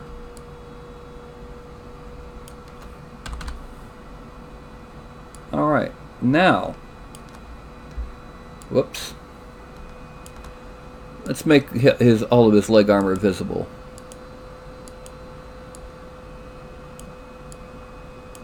Frame out. Yeah, that armor's looking pretty heavy. Alright, so let's hide everything except, well, let's unhide the, let's hide that, yeah. Because what we're going to do now is we're going to do some detailing on those feet using the move brush with a 66 focal shift. What we're going to do is we're going to grab here and we're going to kind of point it a bit, just a little bit. The same way we're going to do it just a little bit here. Then on the back of the ankle. No, let's not do that. I know how we'll handle this. We'll go back to our orb crack brush. And the first things first is we're going to draw a ridge down the center.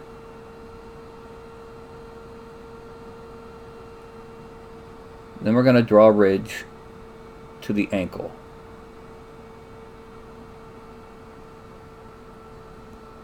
And from here.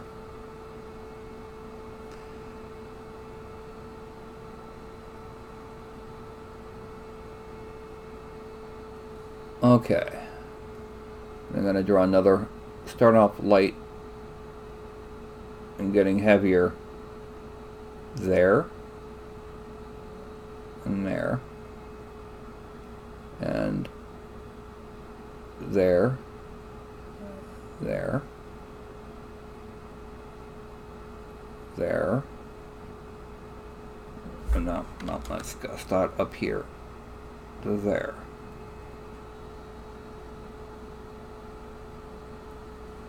Okay.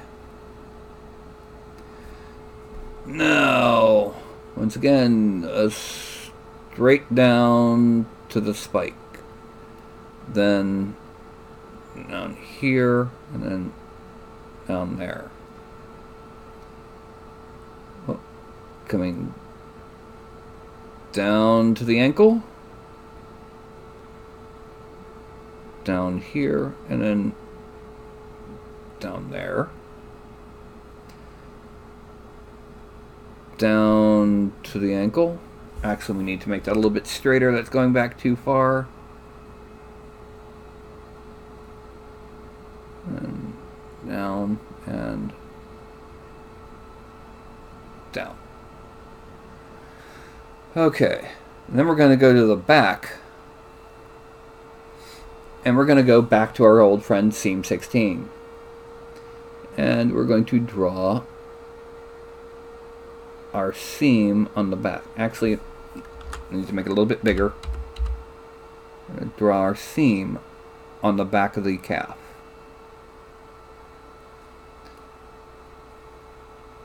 And on this side, we got to go up with it.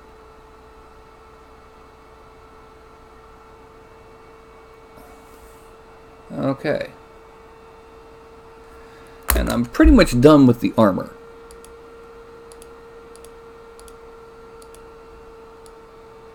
Wouldn't you say?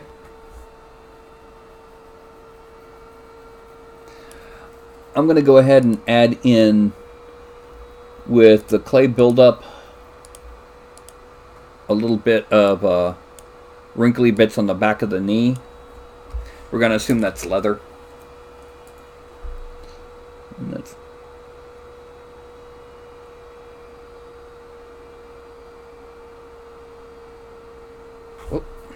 that last one went the wrong direction.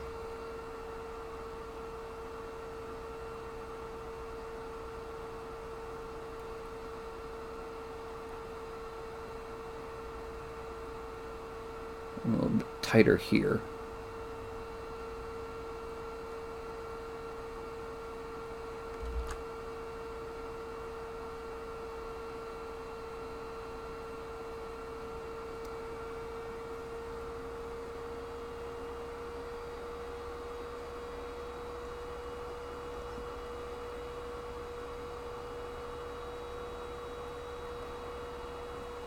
Okay.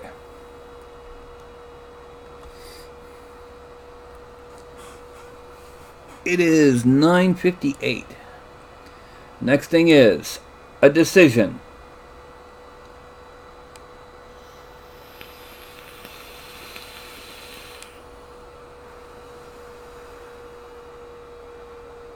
Okay.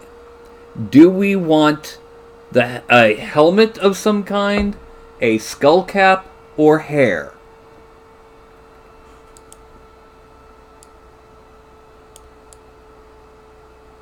And let's remind everyone what the rest of the bits that we haven't started sculpting on look like.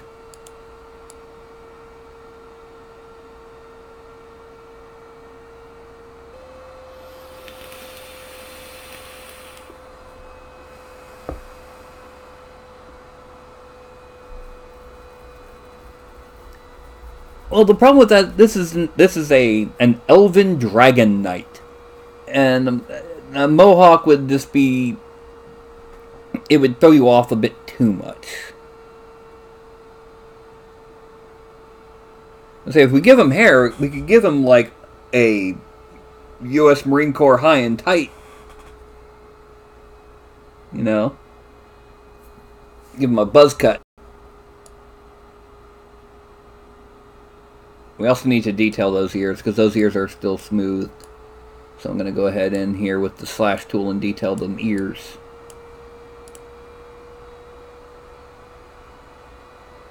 Slash, turn off lazy mouse, reduce intensity to about there, and we're gonna just gonna come. Oh, wrong way. I've got my tablet turned. I'm just gonna come down this way and that. That's all you really need at this scale for ear detail. I'll be honest, by the way, Largashbur, if you want this bigger and a little bit weaker.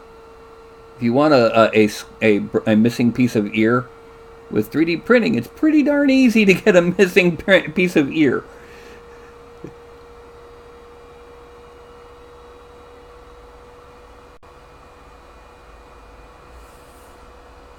Also, we need to inflate that lower lip. Make it more blatant and to close the mouth.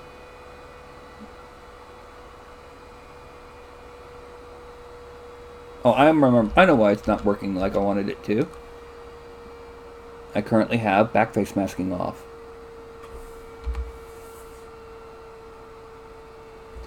Don't do that. I hate it when it does that. Okay, so a buzz cut. Oh, let me inflate this lower lip. As it'll close the mouth, so I don't need to put anything inside there, because it'll seal it up. It also gives them a bit more of a pout.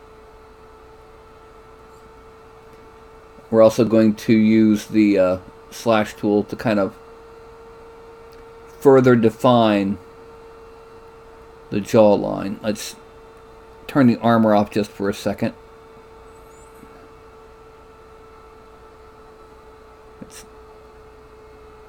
Alright, I need to make it a little bit bigger and a little bit more intense. Just define that jawline. This is a paladin, not a politician.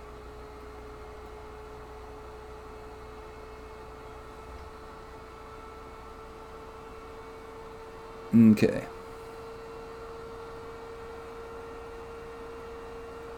Now we're gonna do a buzz cut. What's gonna happen is I hate it when it does that. Yeah. Shrink it and then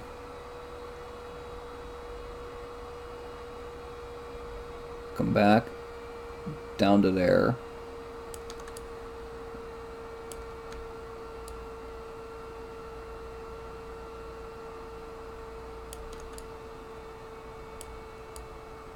And then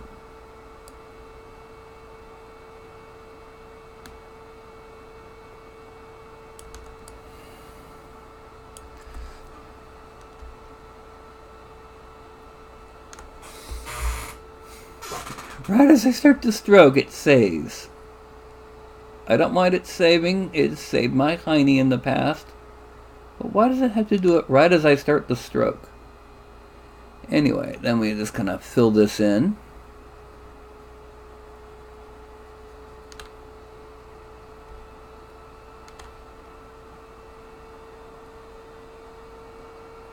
Let's bring this smooth in front.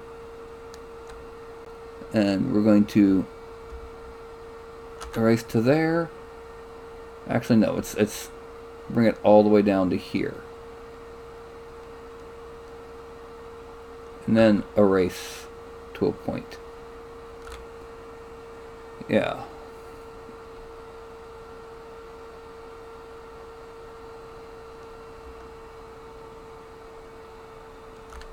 Okay. Now we're going to extract this to 0.01. Extract, accept, draw, and now geometry. We're going to Dynamesh this at 128. And what we're going to do is we're going to very lightly smooth over the bottom.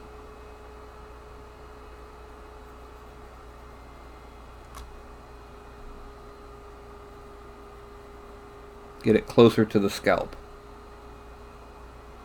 Then we're going to use move with the focal shift back to 0 and a larger mouse.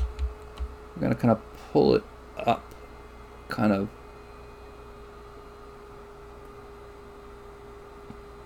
out at the top.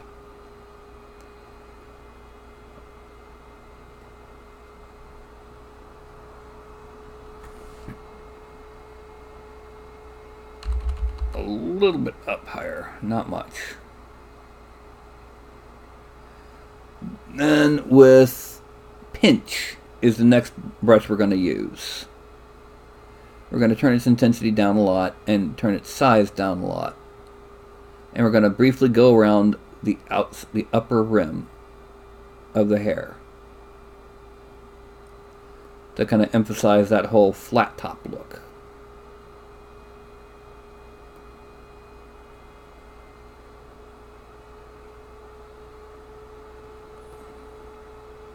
Plate the underside, and to really do that properly we need to hide the main body and the armor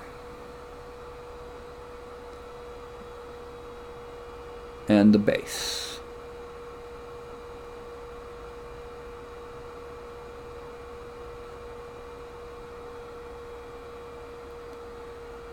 And the rock. Let's just hide everything but the hair. And then we're going to turn back face masking back on. We're going to pull it to where we can't see the front, and we're going to inflate down here. Okay.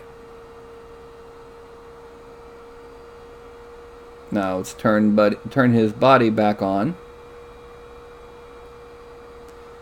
Turn on transparency, and we're gonna handle it down here. Yeah. Okay, it's interpenetrate now. Here. Yeah, there we go.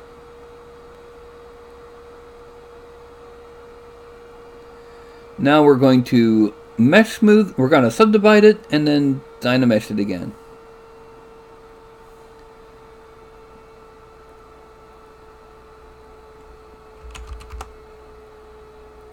And then subdivide it again. The reason we did that was to keep our polygons consistent. Where we had made that seam here, the polygons were thinner. Now, the next thing is we're going to standard. We're going to drop that intensity. No, we're going to leave the intensity about there. And we're going to make sure that lazy mouse is off.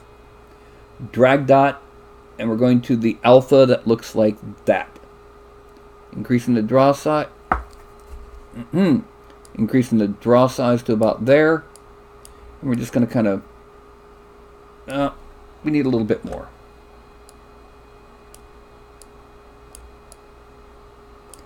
No, we need to do one other thing. Back face mask. There we go. And basically we're going to sit here and create the kind of rough texture of the top of that buzz cut. Remember, they didn't have the automatic clippers back then. Then we're going back to slash, and we're just going to kind of do some deep curving. Oh, shrink it and increase the intensity. Just to kind of do some deep curving, rough locks, going up.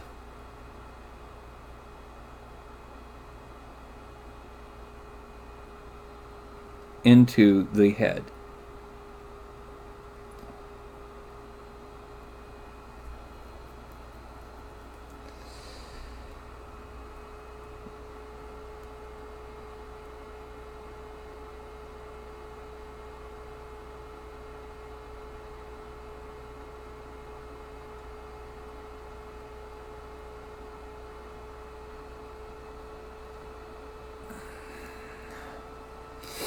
And then one here and one here.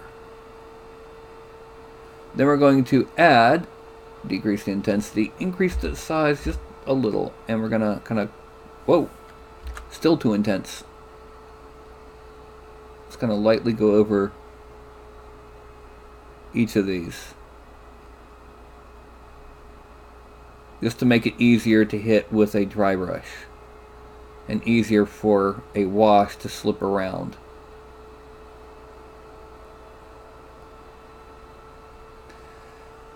Next thing we're going to do after this is the hands, because the hands are still kind of crude. We need to tweak the knuckles and all that. Then we're going to do a little bit to the shield and sword, and we got a rock to sculpt.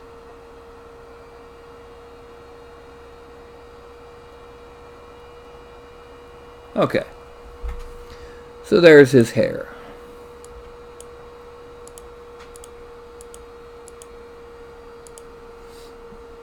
And we need the props on. And let's go ahead and subdivide those props just so that they don't throw me. Divide, divide, divide, delete lower. Okay. And he's already looking a lot more paladin-y.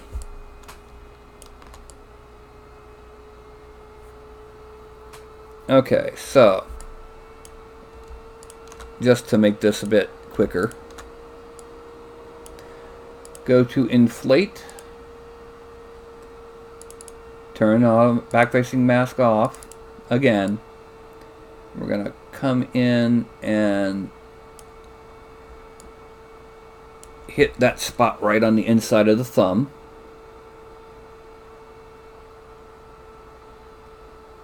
Just to thicken it, and then just a little bit of smoothing. And then we're going to draw on our knuckles. 1, 2, 3, 4. And our light tendons. A bit of smoothing at the back. Then we look at, we need to get a little bit more in here, inflated. Yeah. Then we look at where the knuckles would be on this index finger. Draw them on. And then place them in the equivalent spots on the other fingers.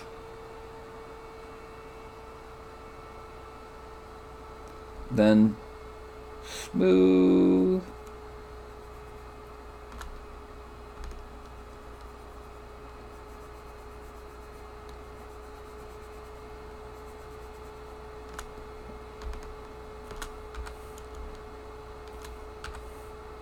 Oh, it would help if I had the smooth up higher. Yeah. There we go, that's much better. I was wondering why it wasn't doing much.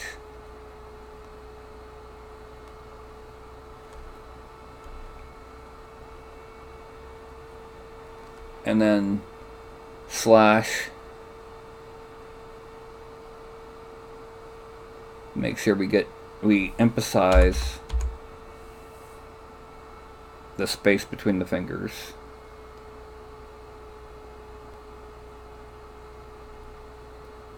Because right now they're kind of blending together. And Shinju's off for a snack.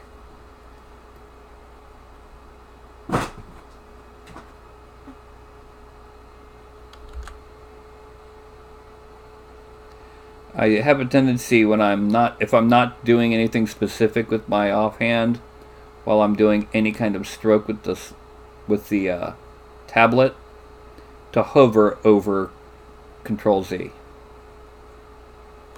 Okay. So that hand is much better. That's all it took was adding knuckles. This hand, that hand, zoom in. Oh, yeah, there we go. Zoom out.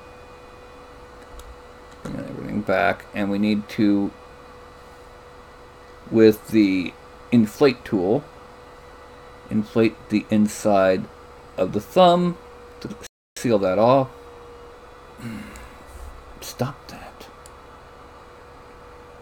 Are the knuckles on the front of the fingers to be here, here, here, and here, then here, here, here, here. And we're gonna smooth out the knuckles.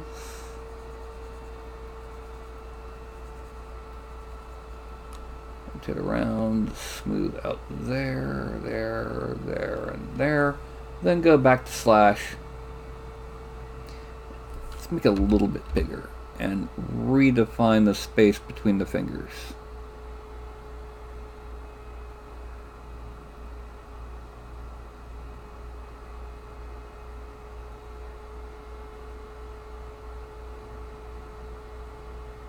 Okay, frame out. Turn off invisibility.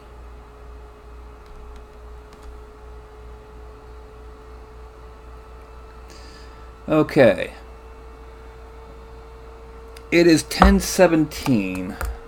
I'm going to go ahead and do the Rock next. And I don't mean Dwayne "The Rock" Johnson. I mean the rock that he's going to be standing on. And the way I'm going to do this, I'm going to go down to geometry. I'm going to subdivide it quite a bit.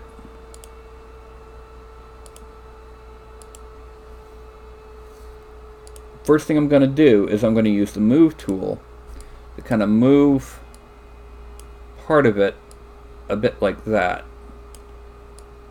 And kind of straighten up. Give it a bit more irregular shape than what you see in a sphere. Actually, let's make the base visible just so I can see how I'm blending it in. Okay, frame out. Yeah, that's a bit more natural rock shape, but now we need to make it look like a natural rock.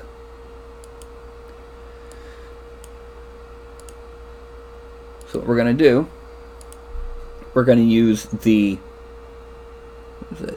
polish brush, kind of large, 100%, and we're just going to subtract. We're just going to kind of flatten some of the faces, especially the one underneath the foot, because that's going to be, we can pull that back up in under the foot after we're done.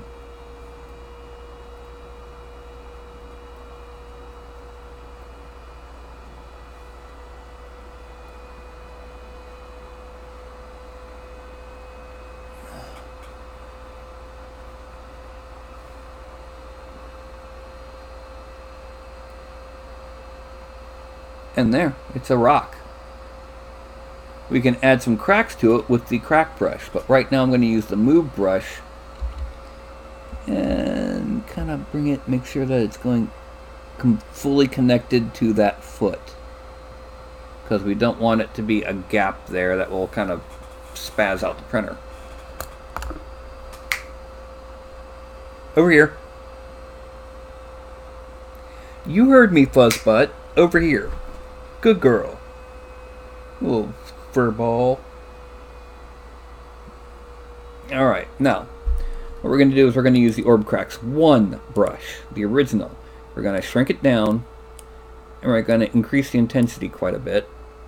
We're going to add in a couple cracks on this rock. Like his intensity, he's so intense from standing on it that, okay, need to make it a little bit smaller and increase the intensity. He's standing on it so intensely that he has caused cracks to form on the rock.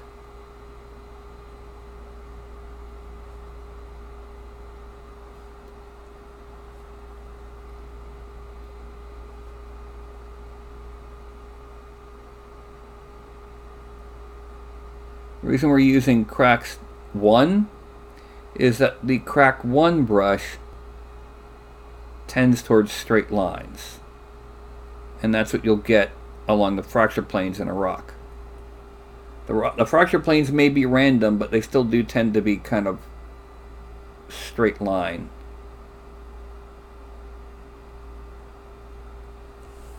Okay. I do agree, he needs a scar over his left eye, looking at it. So what we're going to do for the scar on the left eye,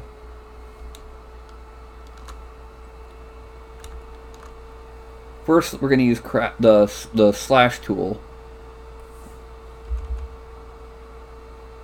to redefine the eye.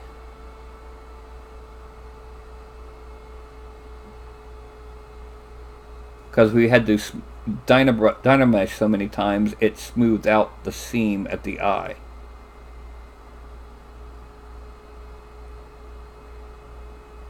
Now what we're going to do is we're going to use the Orbcrax 2 brush, shrunken down, and we're going to come down from this way. Oh, shrunken down too much, and we need to make it add.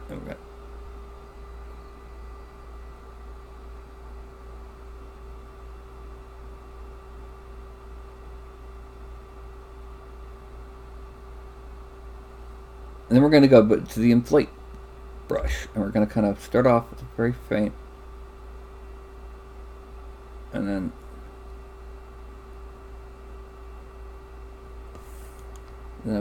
just a bit of smoothing.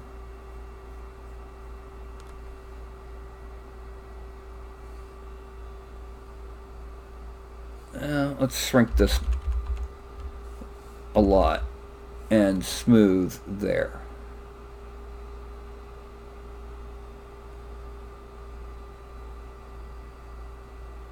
And we're going to go back to the Orbcrax brush, shrink it a little bit, and continue down the gap.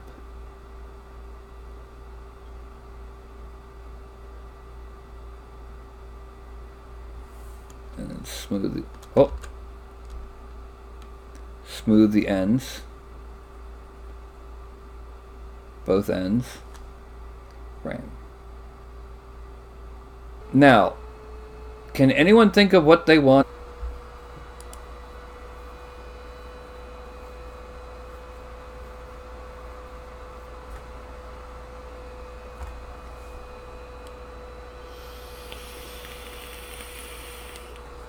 I'm thinking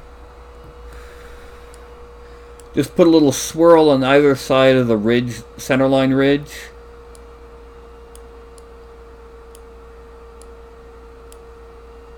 Using the Orbcrax 2 brush, reduce that intensity a little. Just kind of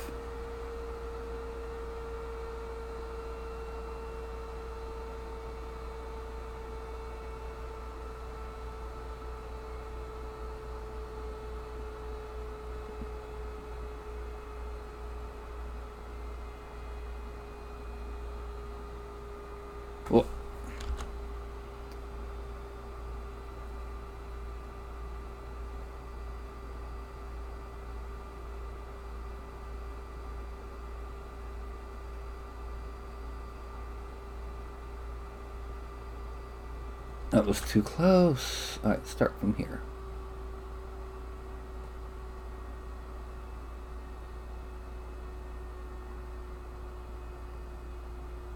There we go. No. It's going too deep. Now I know what we'll do. We'll add in a... To make him different from the standard, we're going to add in a fuller. Because the standard does not have a fuller. No, we need to increase. If we're going to do that, we need to increase the lazy radius a lot. Stop that.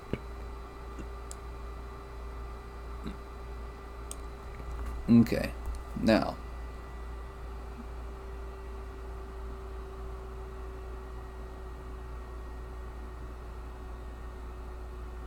To there. About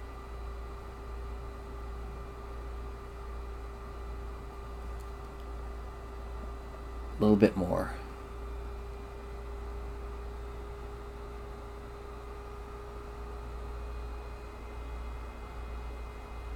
There we go. Alright, that's good enough. Frame. Zoom out. And let's start merging down.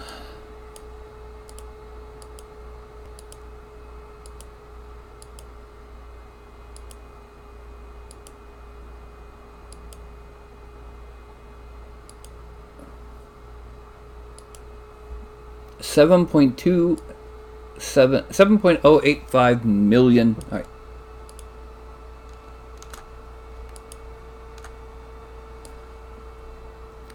Why are there 7 million active points with 7? Visibility. Show points.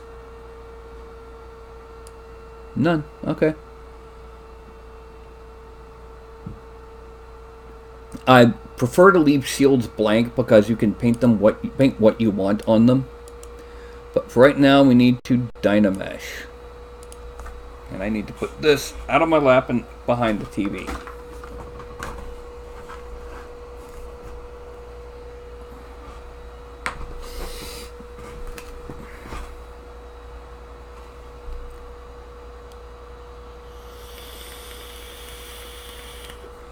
And we have 4.2 million points, 4.243 million polygons. That's a bit too many, wouldn't you say?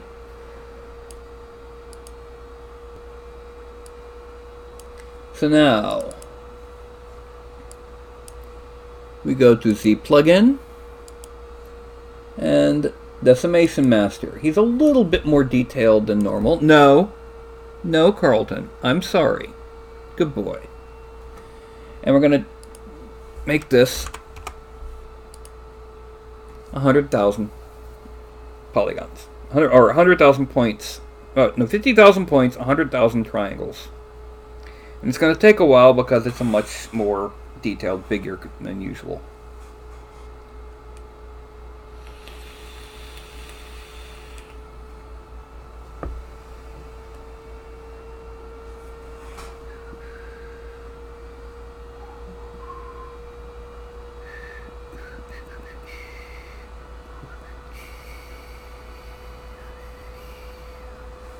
Okay.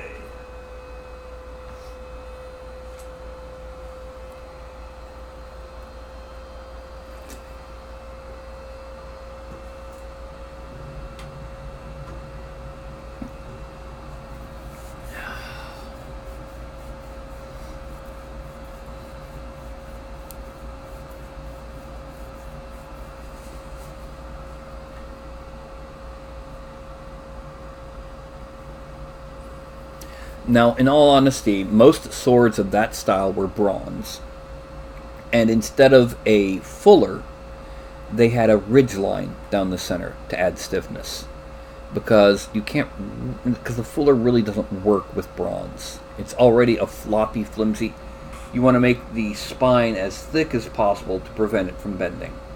If you take away from the spine, it's not good. With steel, it's stiff enough that you can take away from the spine, and you still got, enough material that it's not going to bend unless it's under extreme force or you screwed up when you were heat treating it. And it's looking like it worked. Let's see how it looks at 100,000 triangles. And reordering.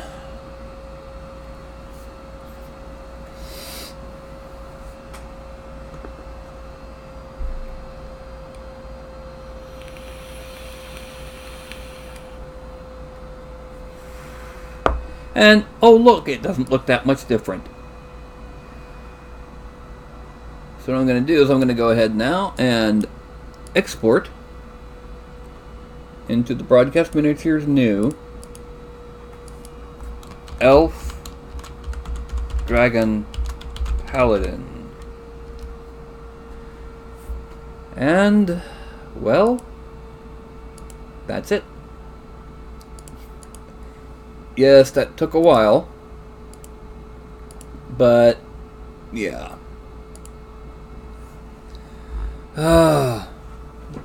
Oh, right. He's staring at me right now. Aren't you, Carlton? Well, come on.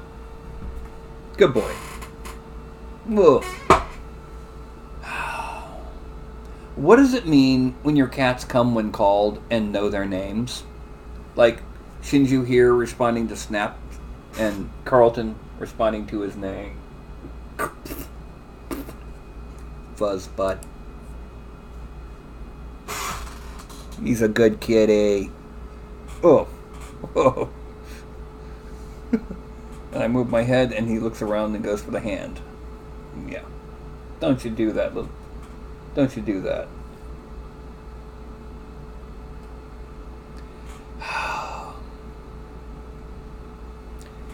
You are too needy. You are too spoiled, you little brat.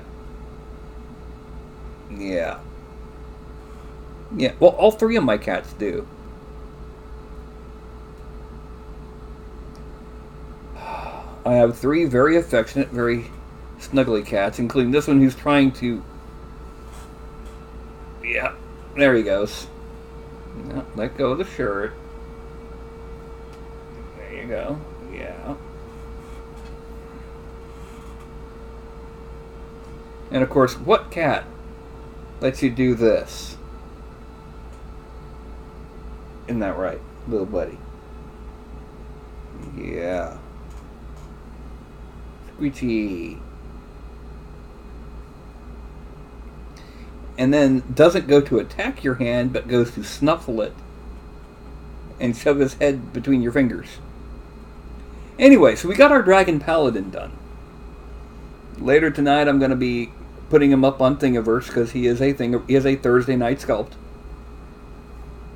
I'm also continuing to work on getting the Taraz all chopped up. And oh, side note, for holding a cat, one of the best things to do is hold them in such a way that if they wanted to, they could jump down. Like a little shelf. Don't grab the shirt. Because then they won't want to.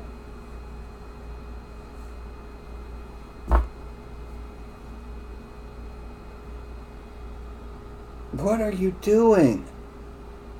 What are you doing?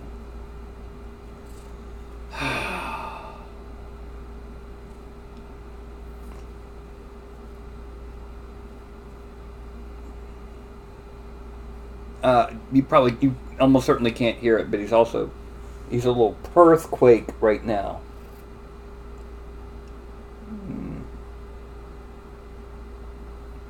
Stretch.